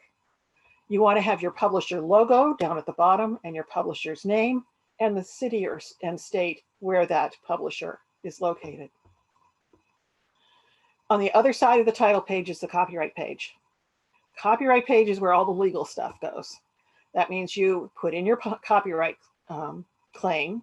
You can say copyright, circle small c, 2020 by Carol L. Wright, all rights reserved. That's fine, that's enough. But then most people will go on to say, no copying, no electronic or physical copying of anything in here is permitted without the written permission of the author. That is customary language, not precise, of course, but that sort of language is usually what appears. Also, you want to have a disclaimer. This is a work of fiction. Any resemblance to people, businesses, locations, anything living or dead is purely coincidental or a product of the author's imagination. You want to have that disclaimer in there. It doesn't necessarily mean that you will not get sued, but it does help to indicate that you had no intention of using an actual person, place, or thing. The publisher's name should appear on the copyright page. You want to include recognition of book or cover designers, image artists, licenses for images used, that sort of thing, as others have mentioned. You want to include your Library of Congress control number, which you can get through the Library of Congress. Just Google Library of Congress control number and you can set up an account with them and get a Library of Congress control number that you put on the inside of your book. You have to mail them a copy once you have physical copies available. You want to put your ISBN in there. And if you are laying out a book that's going to be used for both an ebook and a print book, put both ISBNs in there. You need separate ISBNs for an ebook and a print book. If you want to keep track of it being a first edition, second edition, third edition, which most self-publishers I don't think bother with, you can put that in there. You want to put the place where it's printed in the United States of America, if you're going with KDP or with Ingram. And anything else that you think should go in there, probably should. And so you end up using fairly small font on your copyright page because you get a lot of information in there, but it's worth it. It covers you legally on all kinds of angles. The next page, page 5, is often where the dedication is going to be. Now, not all books have dedications, but I think it's a really good chance to tell someone who's been important to you that you think they're important. I think it's an opportunity that authors get that the rest of the world doesn't really get. So it's kind of nice to be able to do that. Turn the back of the side of the dedication. It's usually blank, but you can put in one of those optional things. The next page, 7th page, that can be your table of contents if you have one, your foreword if you have one, preface, character list, maps, etc., all of those things. Or it can be the beginning of your actual manuscript, the beginning of your text, your prologue or your chapter 1. You always want to start your book's text on an odd numbered right-hand page. On it, that we have that as page 7 on this example. But whatever the page, it should start on the right. Why? Because readers expect it to start on the right. If it starts on the left, it's going to look like it was self-published. Again, I say start your text on the right-hand page if you want to appear professionally published. We are accustomed as readers to have chapters start 1/4 to 1/3 way down the page. We hope that you will select fonts that reflect the tone of your book, but that are also readable and familiar with, even if they are somewhat not necessarily the same font that you see in every book, but you want to pick a font that is readable and reflects the tone of your book. You want to set gutters for a print book. What are gutters? Well, when you have a print book, you have a wider margin on the side that is going to be bound so that there's room for the binding and still have a full margin around the text. I'll show you an example of that coming up here. You want to set margins that allow for sufficient white space. There's an art to not just the covers, but even in the books, the book block, you want to have enough of an artistic eye to know that you are giving people enough space to have enough white space around your text to give the eye a rest and to allow the reader to feel less fatigued as they read your book. You want to set hyphens so that you have at least 2 to 3 letters on each line. You don't want to have one letter, hyphen, and then 3 or 4 letters of the next word. It's silly. I like to put 3 letters on a line. So if I have a 5-letter word at the end of a line and there's not enough room, it'll jump to the line below. I think that 2 letters can sometimes be more confusing. The 3 is okay. These programs do not know what syllables are. They don't know how to break its syllables. And the reader doesn't mind that much as long as there's no confusion created by where the hyphen is. And there usually isn't, but that's something you can pick up in proofreading. If you need to make a change, you can adjust it then. You want to use single spacing, unless you're formatting for large print or for children or for other people who need to have space around their words to identify where the line is. Low vision people sometimes have trouble following text lines, especially if they're condensed. And children who are learning to read especially need a little space around a word to be able to identify just that word that they're concentrating on and then move on. You want to use full justifications. That means no ragged lines.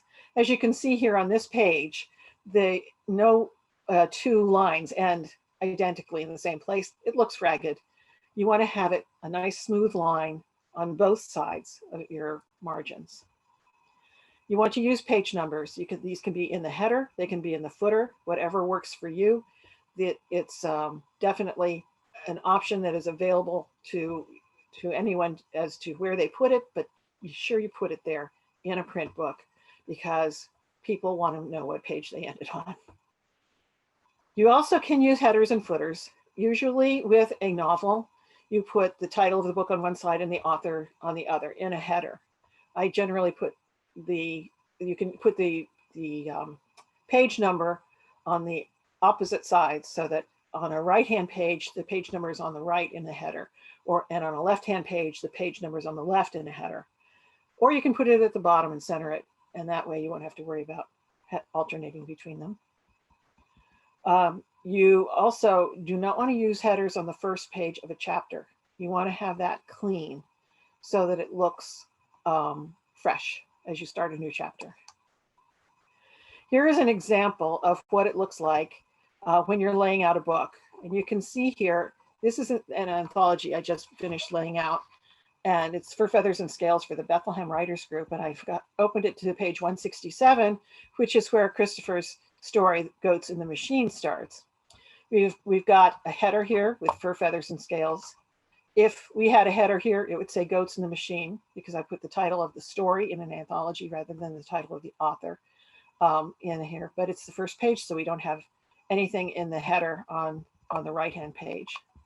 We start about a quarter of the way down with the title. We have the author's name, and then we have a drop cap, which goes 3 lines. So that indicates the beginning of the story. Over here in the panel on the right, we can see these are all the paragraph styles that I had to create. Actually, it's not even all of them. There are more listed below for all the different kinds of text that I had to use in laying this out. And I also had some character styles that I had to do, but the paragraph styles, the table of contents contents byline, table of contents spacing, drop cap with quotation marks, paragraph under a drop cap. If you can see here, if you've got a 2-line sentence for your first sentence, then the next paragraph would start with this indentation and it would crowd the cap. So we had to have a specific drop cap style to go under that situation. So, but as you can see, there are many ways of doing it. This is InDesign. It's an Adobe product and it works like an Adobe product, which means that for me, at least, there was a pretty steep learning curve. But if you're familiar with Adobe and other settings, you get the hang of it after we're playing with it for a while. I actually wrote notes to myself so that when I have to start a new book, I just follow my own notes and setting things up. Now, if all of these terms sound daunting, the best thing for you to do is hire a professional layout artist. And that's because it can take a very long time to learn how to lay out a book. And it's probably time not well spent if you are only going to be publishing 2 or 3 books. If you plan on publishing scores of books, clearly this will save you a lot of money if you can do your own layout. But if it's just something that you are planning to do 2 or 3 times, and a lot of self-published people only publish once because they're publishing basically for their friends and family, then hiring a professional layout artist is an easier way to go. So again, choose a readable font. Most readable fonts are a serif font usually looks as people expect a book to look. Sans serif fonts are okay for children's books, especially. You want to use about a 9 to 11 point font, depending on the font, for readability. And ebook readers can adjust the font size, so it's not so important there. But these are some fonts that I have used in one way or another in various books. Georgia Pro, it's a very good workhorse font, is used in a lot of books. Garamond, Bookman Old Style. This one is a very large font, as you can see, and has almost a storybook look to it, I think. Book Antiqua, Baskerville Oldface, Minion Pro. These are all very good serif fonts that you can use to lay out your book. Some of these fonts are available in your software. Some of these fonts are available for free online. Some other fonts are available for free online if you do not already have them with your software. But often, even if you have to purchase a font, it's usually not that expensive to purchase most fonts. Then you have to install your font and embed your fonts with your document. I suggest you do not use Times New Roman or Courier New or Arial. Courier New and Arial are, Courier New looks like a typewriter, which is not how you want to look, unless you might use it for a section. If you want to talk about somebody's typed note, you could definitely use Courier New to indicate that this is the typed note. Arial is a sans serif font. It's not really ideal for books. Times New Roman, people make an argument that if it's good enough for the New York Times, it's good enough for us. And that does fly, but I think that some of the others are more appropriate for books than Times New Roman. And Christina suggested that you can go to fictionetal.wordpress.com, and then here's the shortened URL for fonts over on the right here that they recommend. I did think that there was some interesting information there as well.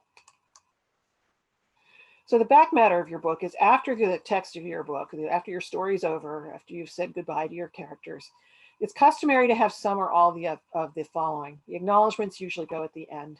They can go at the beginning, but I always find that a little bit like it's getting between me and the story I want to start. So putting them at the end seems to work better. You're about the author definitely works better for ebooks because it can give people a chance to then click on your website. Also by this author is often at the end, but it can also be at the beginning. But in an ebook, it's good at the end because then they've just read your book, they want to read the next. And they can click on it then. And the hot links to go to Goodreads or Amazon and leave 5-star reviews. We all live and die on our reviews. And anything we can do to encourage people without being obnoxious about it to leave reviews for our books is going to help us all. So you want to personalize your look within reason. Layout design templates are available for purchase to use with a variety of software. Now that means that they've already put together their styles. And if you see in these layout design templates a look that's right for your book, then you can use the styles that they've already laid out for you and not worry about it. You've got it already there. But the layout software generally is InDesign, which I showed you, what I was working with. It's expensive. It's the industry standard. It's what the big publishers use. It does have a learning curve in my experience, but it does give you a book that looks like it came from a New York publisher. Quark Express is also expensive, has the full range of layout options that InDesign has, also has a learning curve. Apple Pages is less expensive. There are fewer functions though, but it is more user-friendly. Microsoft Publisher, which is the first book I worked on, I used Microsoft Publisher, then switched to the precursor to InDesign, which is PageMaker, which was by Adobe. But Microsoft Publisher is less expensive, it has fewer functions, and it is more user-friendly. But you can also use word processing software, as Christopher said, he used his word processing software for laying out his book. They also have fewer options. If you're using images, it is hard to place the images precisely where you want them in word processing software, but there is less of a learning curve. You will probably end up using some unfamiliar functions, however, in your word processing software. So there is some learning curve ordinarily for somebody trying to use word processing software to lay out a book. And then there's Vellum. Vellum is a Mac program, and it's good for ebooks. We used it for ebooks from Bethlehem Writers Group, but I understand it also has a print book option as well. But if you decide that you want to hire a layout artist, make sure you do as you did for your editor. Check them out. Make sure that they've done books previously and that customers are happy with it. Check, if you can, look at their books and see if you are pleased with the result. And you can expect to pay about up to $200 for the templates that are available and up to $2,500 for an individualized design to your particular specifications. But how your book looks will raise or lower your readers' expectations and the sense they get of the quality of your writing. It is not an insignificant thing to choose the way you lay out your book to be what the reader expects and to not get between them and your book. You want them to not notice your layout. If they're noticing it, it probably means that there's a little bit of an amateurish look to it, and that gives them a bad impression. So it's important for all of us to avoid that stigma by being as professional as we can in the layout of our books. And whatever you do, as Chris said, get your galley proof. Proofread after you lay out, because I cannot tell you how many times I have opened a book, not necessarily one we've laid out, but I've opened a book and flipped through and find a page and there's a typo on it.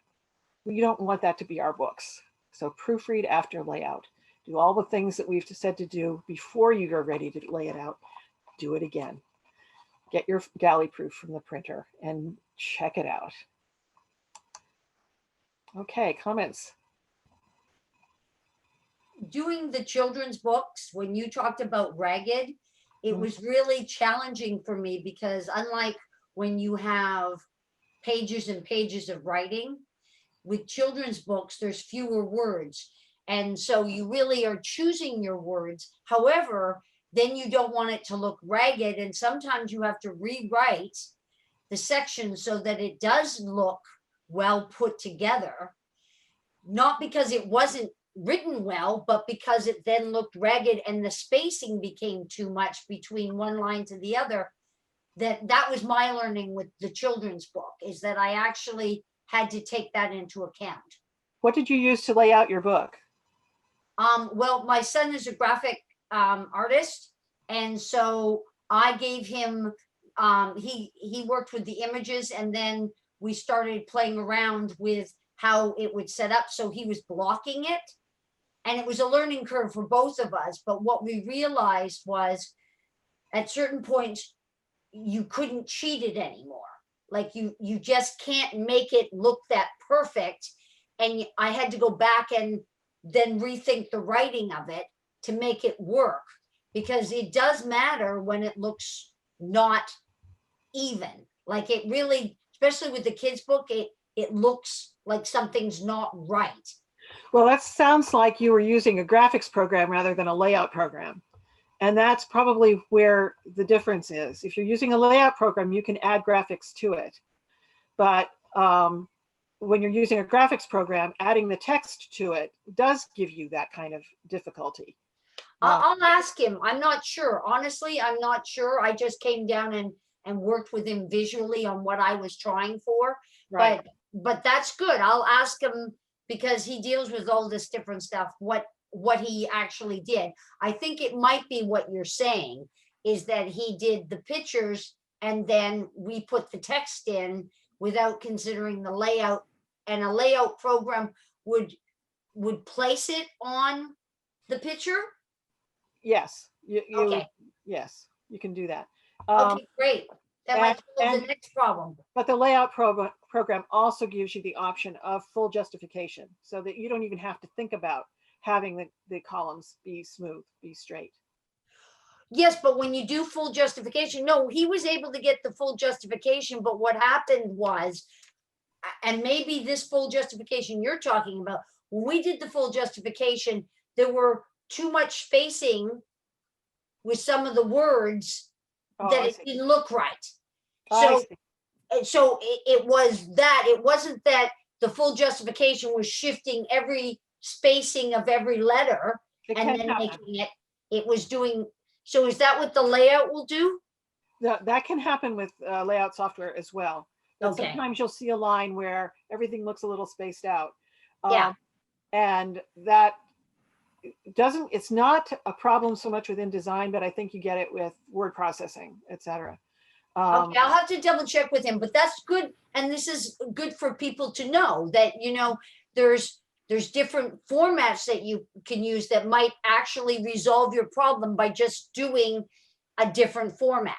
So I appreciate that. And actually what I like that you did for me that I'm going to take away was when you talked about the E and drop 3 lines, and that's how you started because I am going to try for one of my books to do not your nano billion words, but maybe a nice short story that might have a couple of chapters in it and have a similarity between them.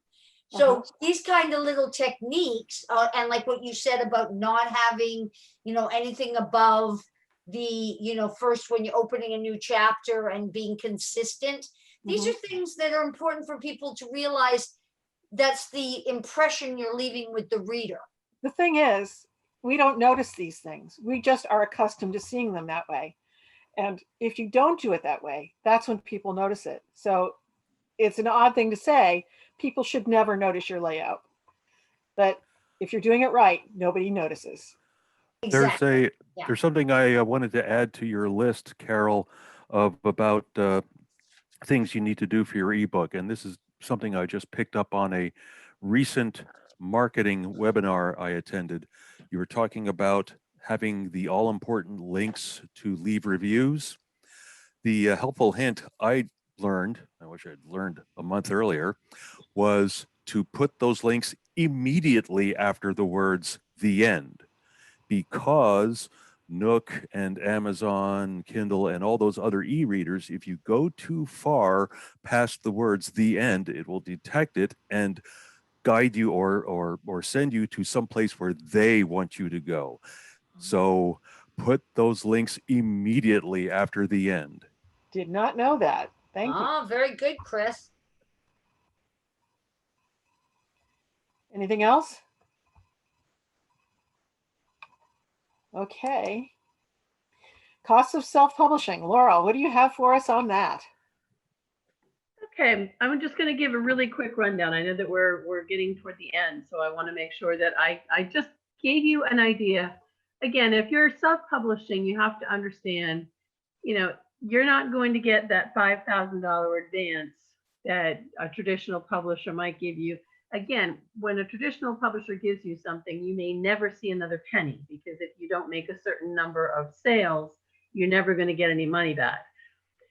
If you were just writing a couple of books, you're probably not in this for the money.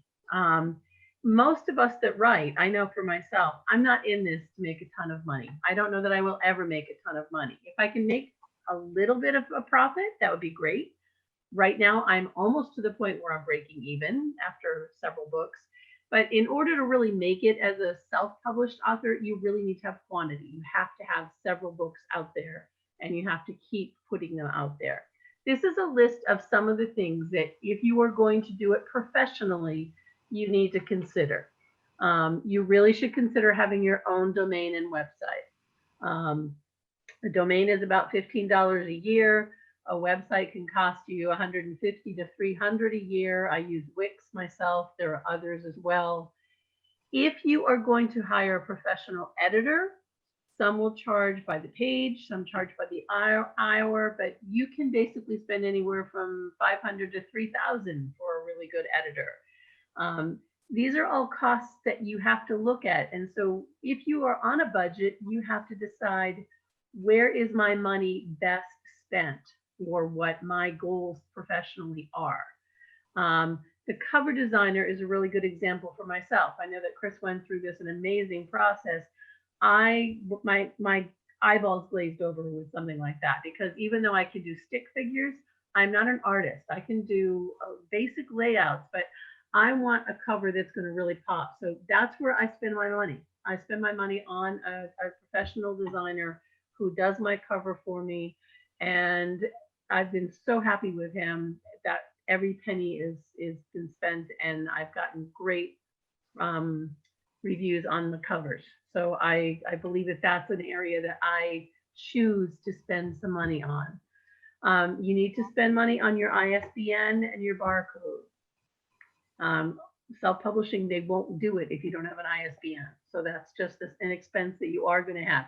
If you think you're going to write a lot of books, then I would suggest that you try to buy 10 at a time, because you'll spend money. Now, 10 at a time, you might be thinking, oh my God, that's like 10 books. Not really. If you do a print book and an ebook for each title, that's 5 books, because a print book, an ebook, if you do an audio book, that's another one. So any version of your book, a large print, those are all going to need their own ISBN. So keep that in mind. And then some printers, like I use Ingram Spark for my printing and distribution. Some of them are going to have a setup fee that they will then give back to you if you sell a certain number of copies. So that's something to keep in mind. Some of the companies that you work with will give you a break on certain things. Some of them will give you a free ISBN, but again, they are then listed as the publisher. Your layout that Carol just went through, again, you can spend a very little bit. You can do it yourself. You can spend a lot. I myself use Vellum. Even though I have a PC, a friend of mine gave me an old Mac computer that they didn't know. You can go on Vellum and download a free version, and you can play with it. You can see all the different layouts. It's very user-friendly. It's easy to use. You just can't generate the publishing files unless you buy the license, which is $300. That was well worth the money for me. I literally get my layout set up. I hit a button and it generates every file that I need, whether it be for a Kindle, for an ebook, for a print. If I'm going to Barnes and Noble, or if I'm doing, I mean, they just do it all at a touch of a button. I do know that some people will go to Vellum and they use the free version, and then they find a friend that has a license and they send it to them, and they will format it for them or transfer the format sessions over, send the files back to them. Those are all options to look at. Your initial book order, like when you finally get that book done, I'm assuming that most people are going to buy more than one book, because you have friends and family that may want to get autographed copies and all of that. So you need to look at how much is it going to cost. I just bought a box of 30. Some people buy 20 or 25. If you're going to a book signing or a festival, you want to spend the money up front and then you will get it back. Promotional costs. Some authors are going to pay for advertising on Facebook or Twitter or other social media. And some people are going to pay for that official copyright. So when you add all of this up, you literally could spend thousands of dollars to do your book. Now, some people will pay a company to publish, and you might be spending thousands of dollars, but they do the work. To be a true indie self-published author, you are doing all these steps on your own, and you pick and choose which of these things you are going to spend. Some people have very tight budgets and they have to go as simply as they can. Others are going to really invest in the long run.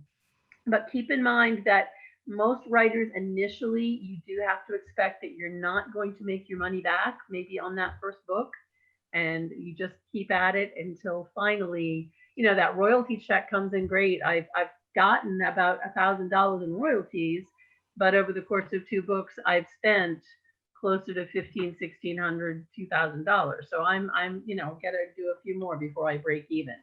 Once you start to get to the point where you're making money, and you can do it. I have a couple of authors I've followed over the years that started out as a self-publisher. They hit the market just when self-publishing was taking off, and they got to the point where they now have 20 or 30 books published online, and they are making their living doing this. That's all. They get a really good monthly income. So it is possible. It just takes time, energy.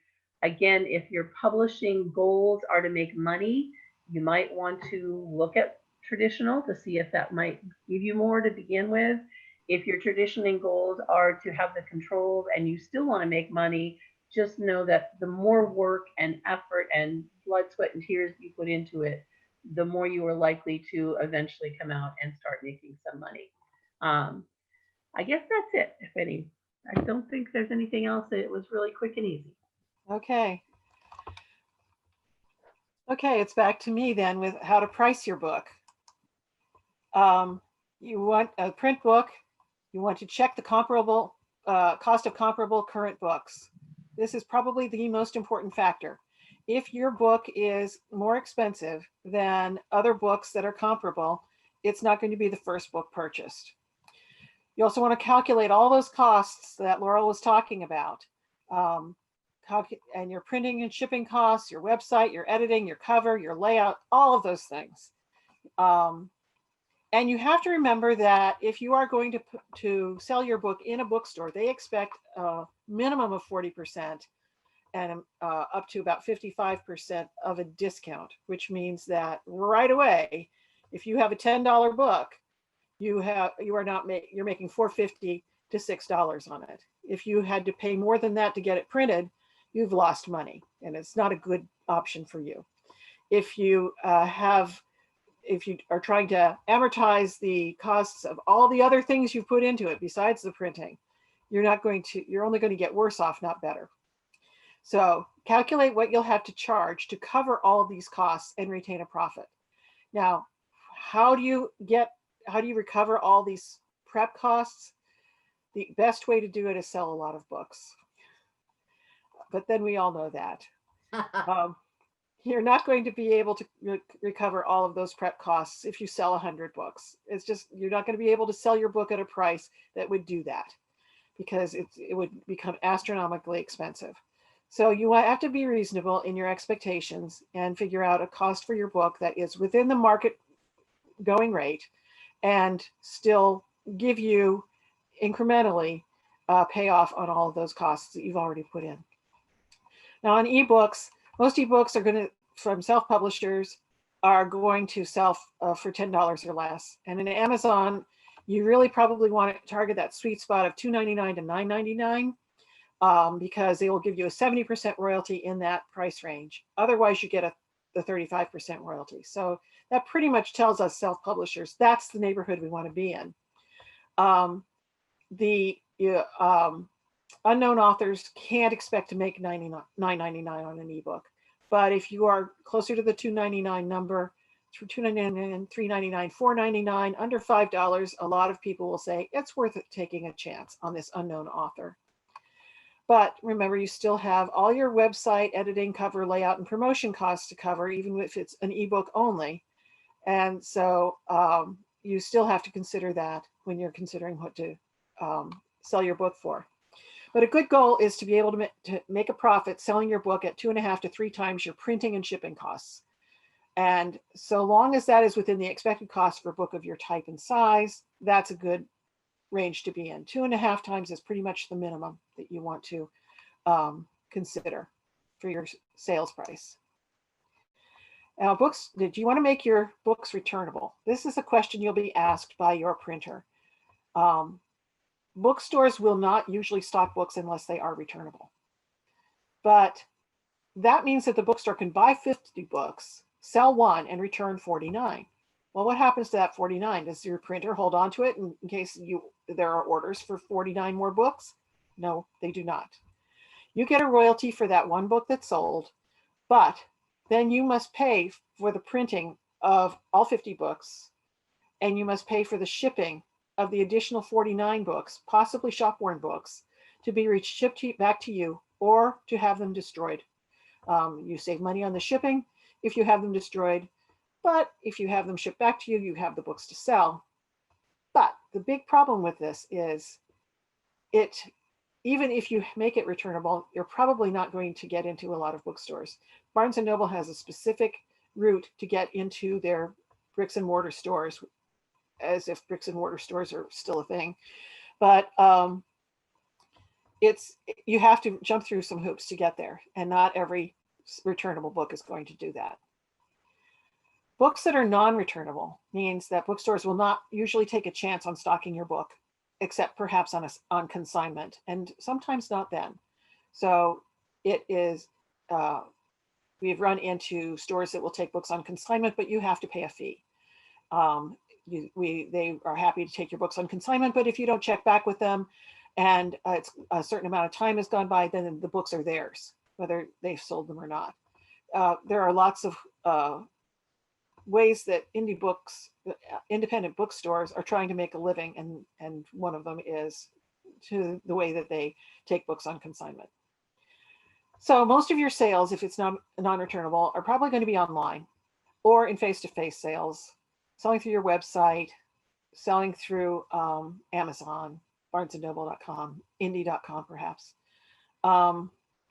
and at book signings, book fairs, festivals, conferences. But of course, we're not doing fairs, bookstores, festivals, conferences these days. So it makes it's more limited. But people are getting more creative, and they're doing online launch parties and that sort of thing. Those have grown in popularity. Various ways to use social media to sell their books. But the bottom line is, if you're not prepared to pay for those unexpected returns from the bookstore that bought 50 books and sold one, then do not make your books returnable. They can cost you a lot of money, and I have heard horror stories about people who made their books returnable because they had a lot of faith in their book, and I'm sure their books were very good, but because bookstores don't have to worry about whether they sell books, they can sink an indie publisher very quickly by buying books in quantity and returning them all. So be sure you know the consequences before you consider making your books returnable. Okay, this is our last comments from panelists. Having used Amazon, I'm going with Barnes & Noble for my next book, but having used Amazon, the reason I liked it is that I could get, because I'm a storyteller, I go out, I do the story, I could get so many books to hold, I'm not stuck with a whole bunch. Unfortunately, there was this other storyteller who got hooked into this thing where she had to buy 250 books or 500 books. Like, she just had all these books that it took her years, you know what I mean? And for Amazon, you don't have to do that, which is great. They also, if you are going to sell them yourself, they will give them, they'll print at a different, so I give discounts when I'm selling it. I'll say, well, if you go on Amazon, it's going to cost you this, but if you buy it at this book fair, I'll sign it to you and you'll save money, because they actually give it to you cheaper. So that's one of the things that I really find is good about this. But again, I haven't tried bookstores or anything because I just didn't feel that I wanted to get into that situation where, it could be returned and you're stuck with a whole bunch. Right. Okay, well. Actually, I did want to make one quick comment. For setting your price point for electronic books, I learned something interesting over the past month, that Amazon loves to set a recommended price point of $2.99 for your electronic book, no matter what. And there's a reason for that, I found out. Amazon, if you charge anything between $2.99 and $9.99 for your book, Amazon will charge transmission costs for your book, 15 cents per megabyte. So if your ebook is like 5 megabytes, which if you have a lot of artwork and it is not unreasonable, guess what? You're paying 75 cents in addition to whatever Amazon normally charges. So you could actually lose money by not setting your price high enough above $2.99. So make sure you're aware of how large your book is before you set your price point. Good to know. Thank you, Chris. Now, Judy has anyone that has lots of artwork, that's something to consider. I would never have thought that. Thank you, Chris. Judy has some closing thoughts for us now. Judy? Yeah, I was just trying to think about what I should share with people, that because you've sat here for this length of time, you've been given a lot of really good information, and you probably are all shell-shocked, okay? Like you're probably saying, forget it, I'm going to put a towel over my head, I don't want to see anybody ever again. But what's going to happen is all that information is going to settle down, and you're going to recognize that if you take this piece by piece and not only just work, where am I right now with my book? Okay, what out of this lovely PowerPoint can I see as the section I'm working on right now? And then use that, then actually you'll save yourself a lot of unnecessary grief. And in life, when you're creating something, which is, the point has been made, are we in this to make money, or are we in this because we love to write, we love to create, this is our medium? I would love to make money, sure, but the way it's going, how I see it, it's a challenge, and I'm paying more than I'm earning.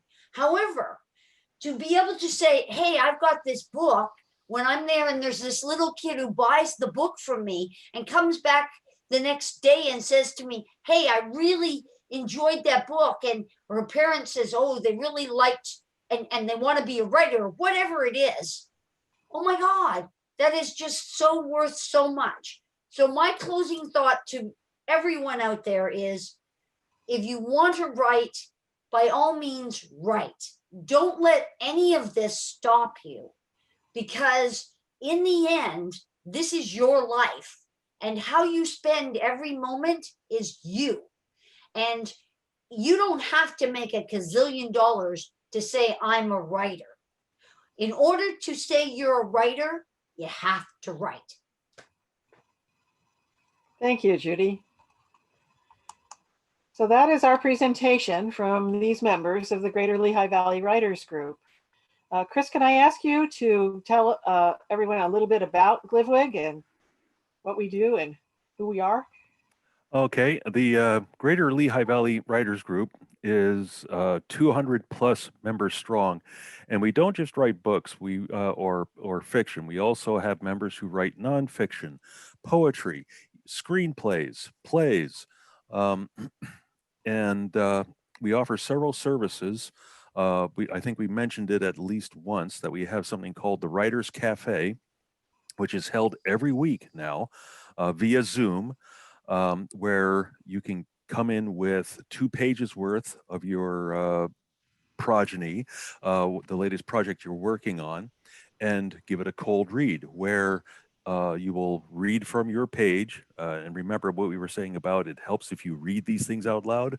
You're going to read them out loud to everybody as we read along, and then we're going to give you a critique. We like this character, we hated this character, we love to hate this character, you're using too many adverbs, we didn't understand this passage, what were you trying to do?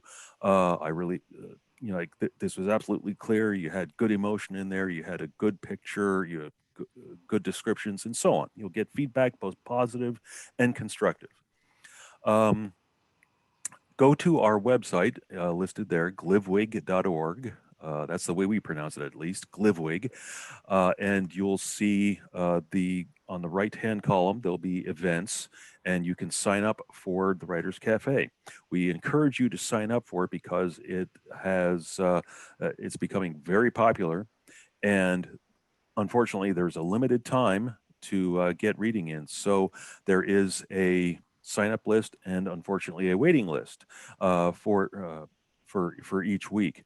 We try to take over the flow over and use it for the next week, but it's catch as catch can. So keep an eye on that website and sign up early for each event if you want to have your work reviewed by us. You do not have to be a member of the group to be at Writers Cafe. Although after 3 or 4 meetings, we'll probably start leaving you gentle reminders, please join our group. If you also join the group, you can come to our meetings, which are currently held on Zoom, but if COVID is ever lifted, we'll be at the Palmer Library the 4th Saturday of every month, with the exception of July and August for school vacation and December for the holidays. But the 4th Saturday of the month is our general meeting, after which we have a presentation on some aspect of the craft.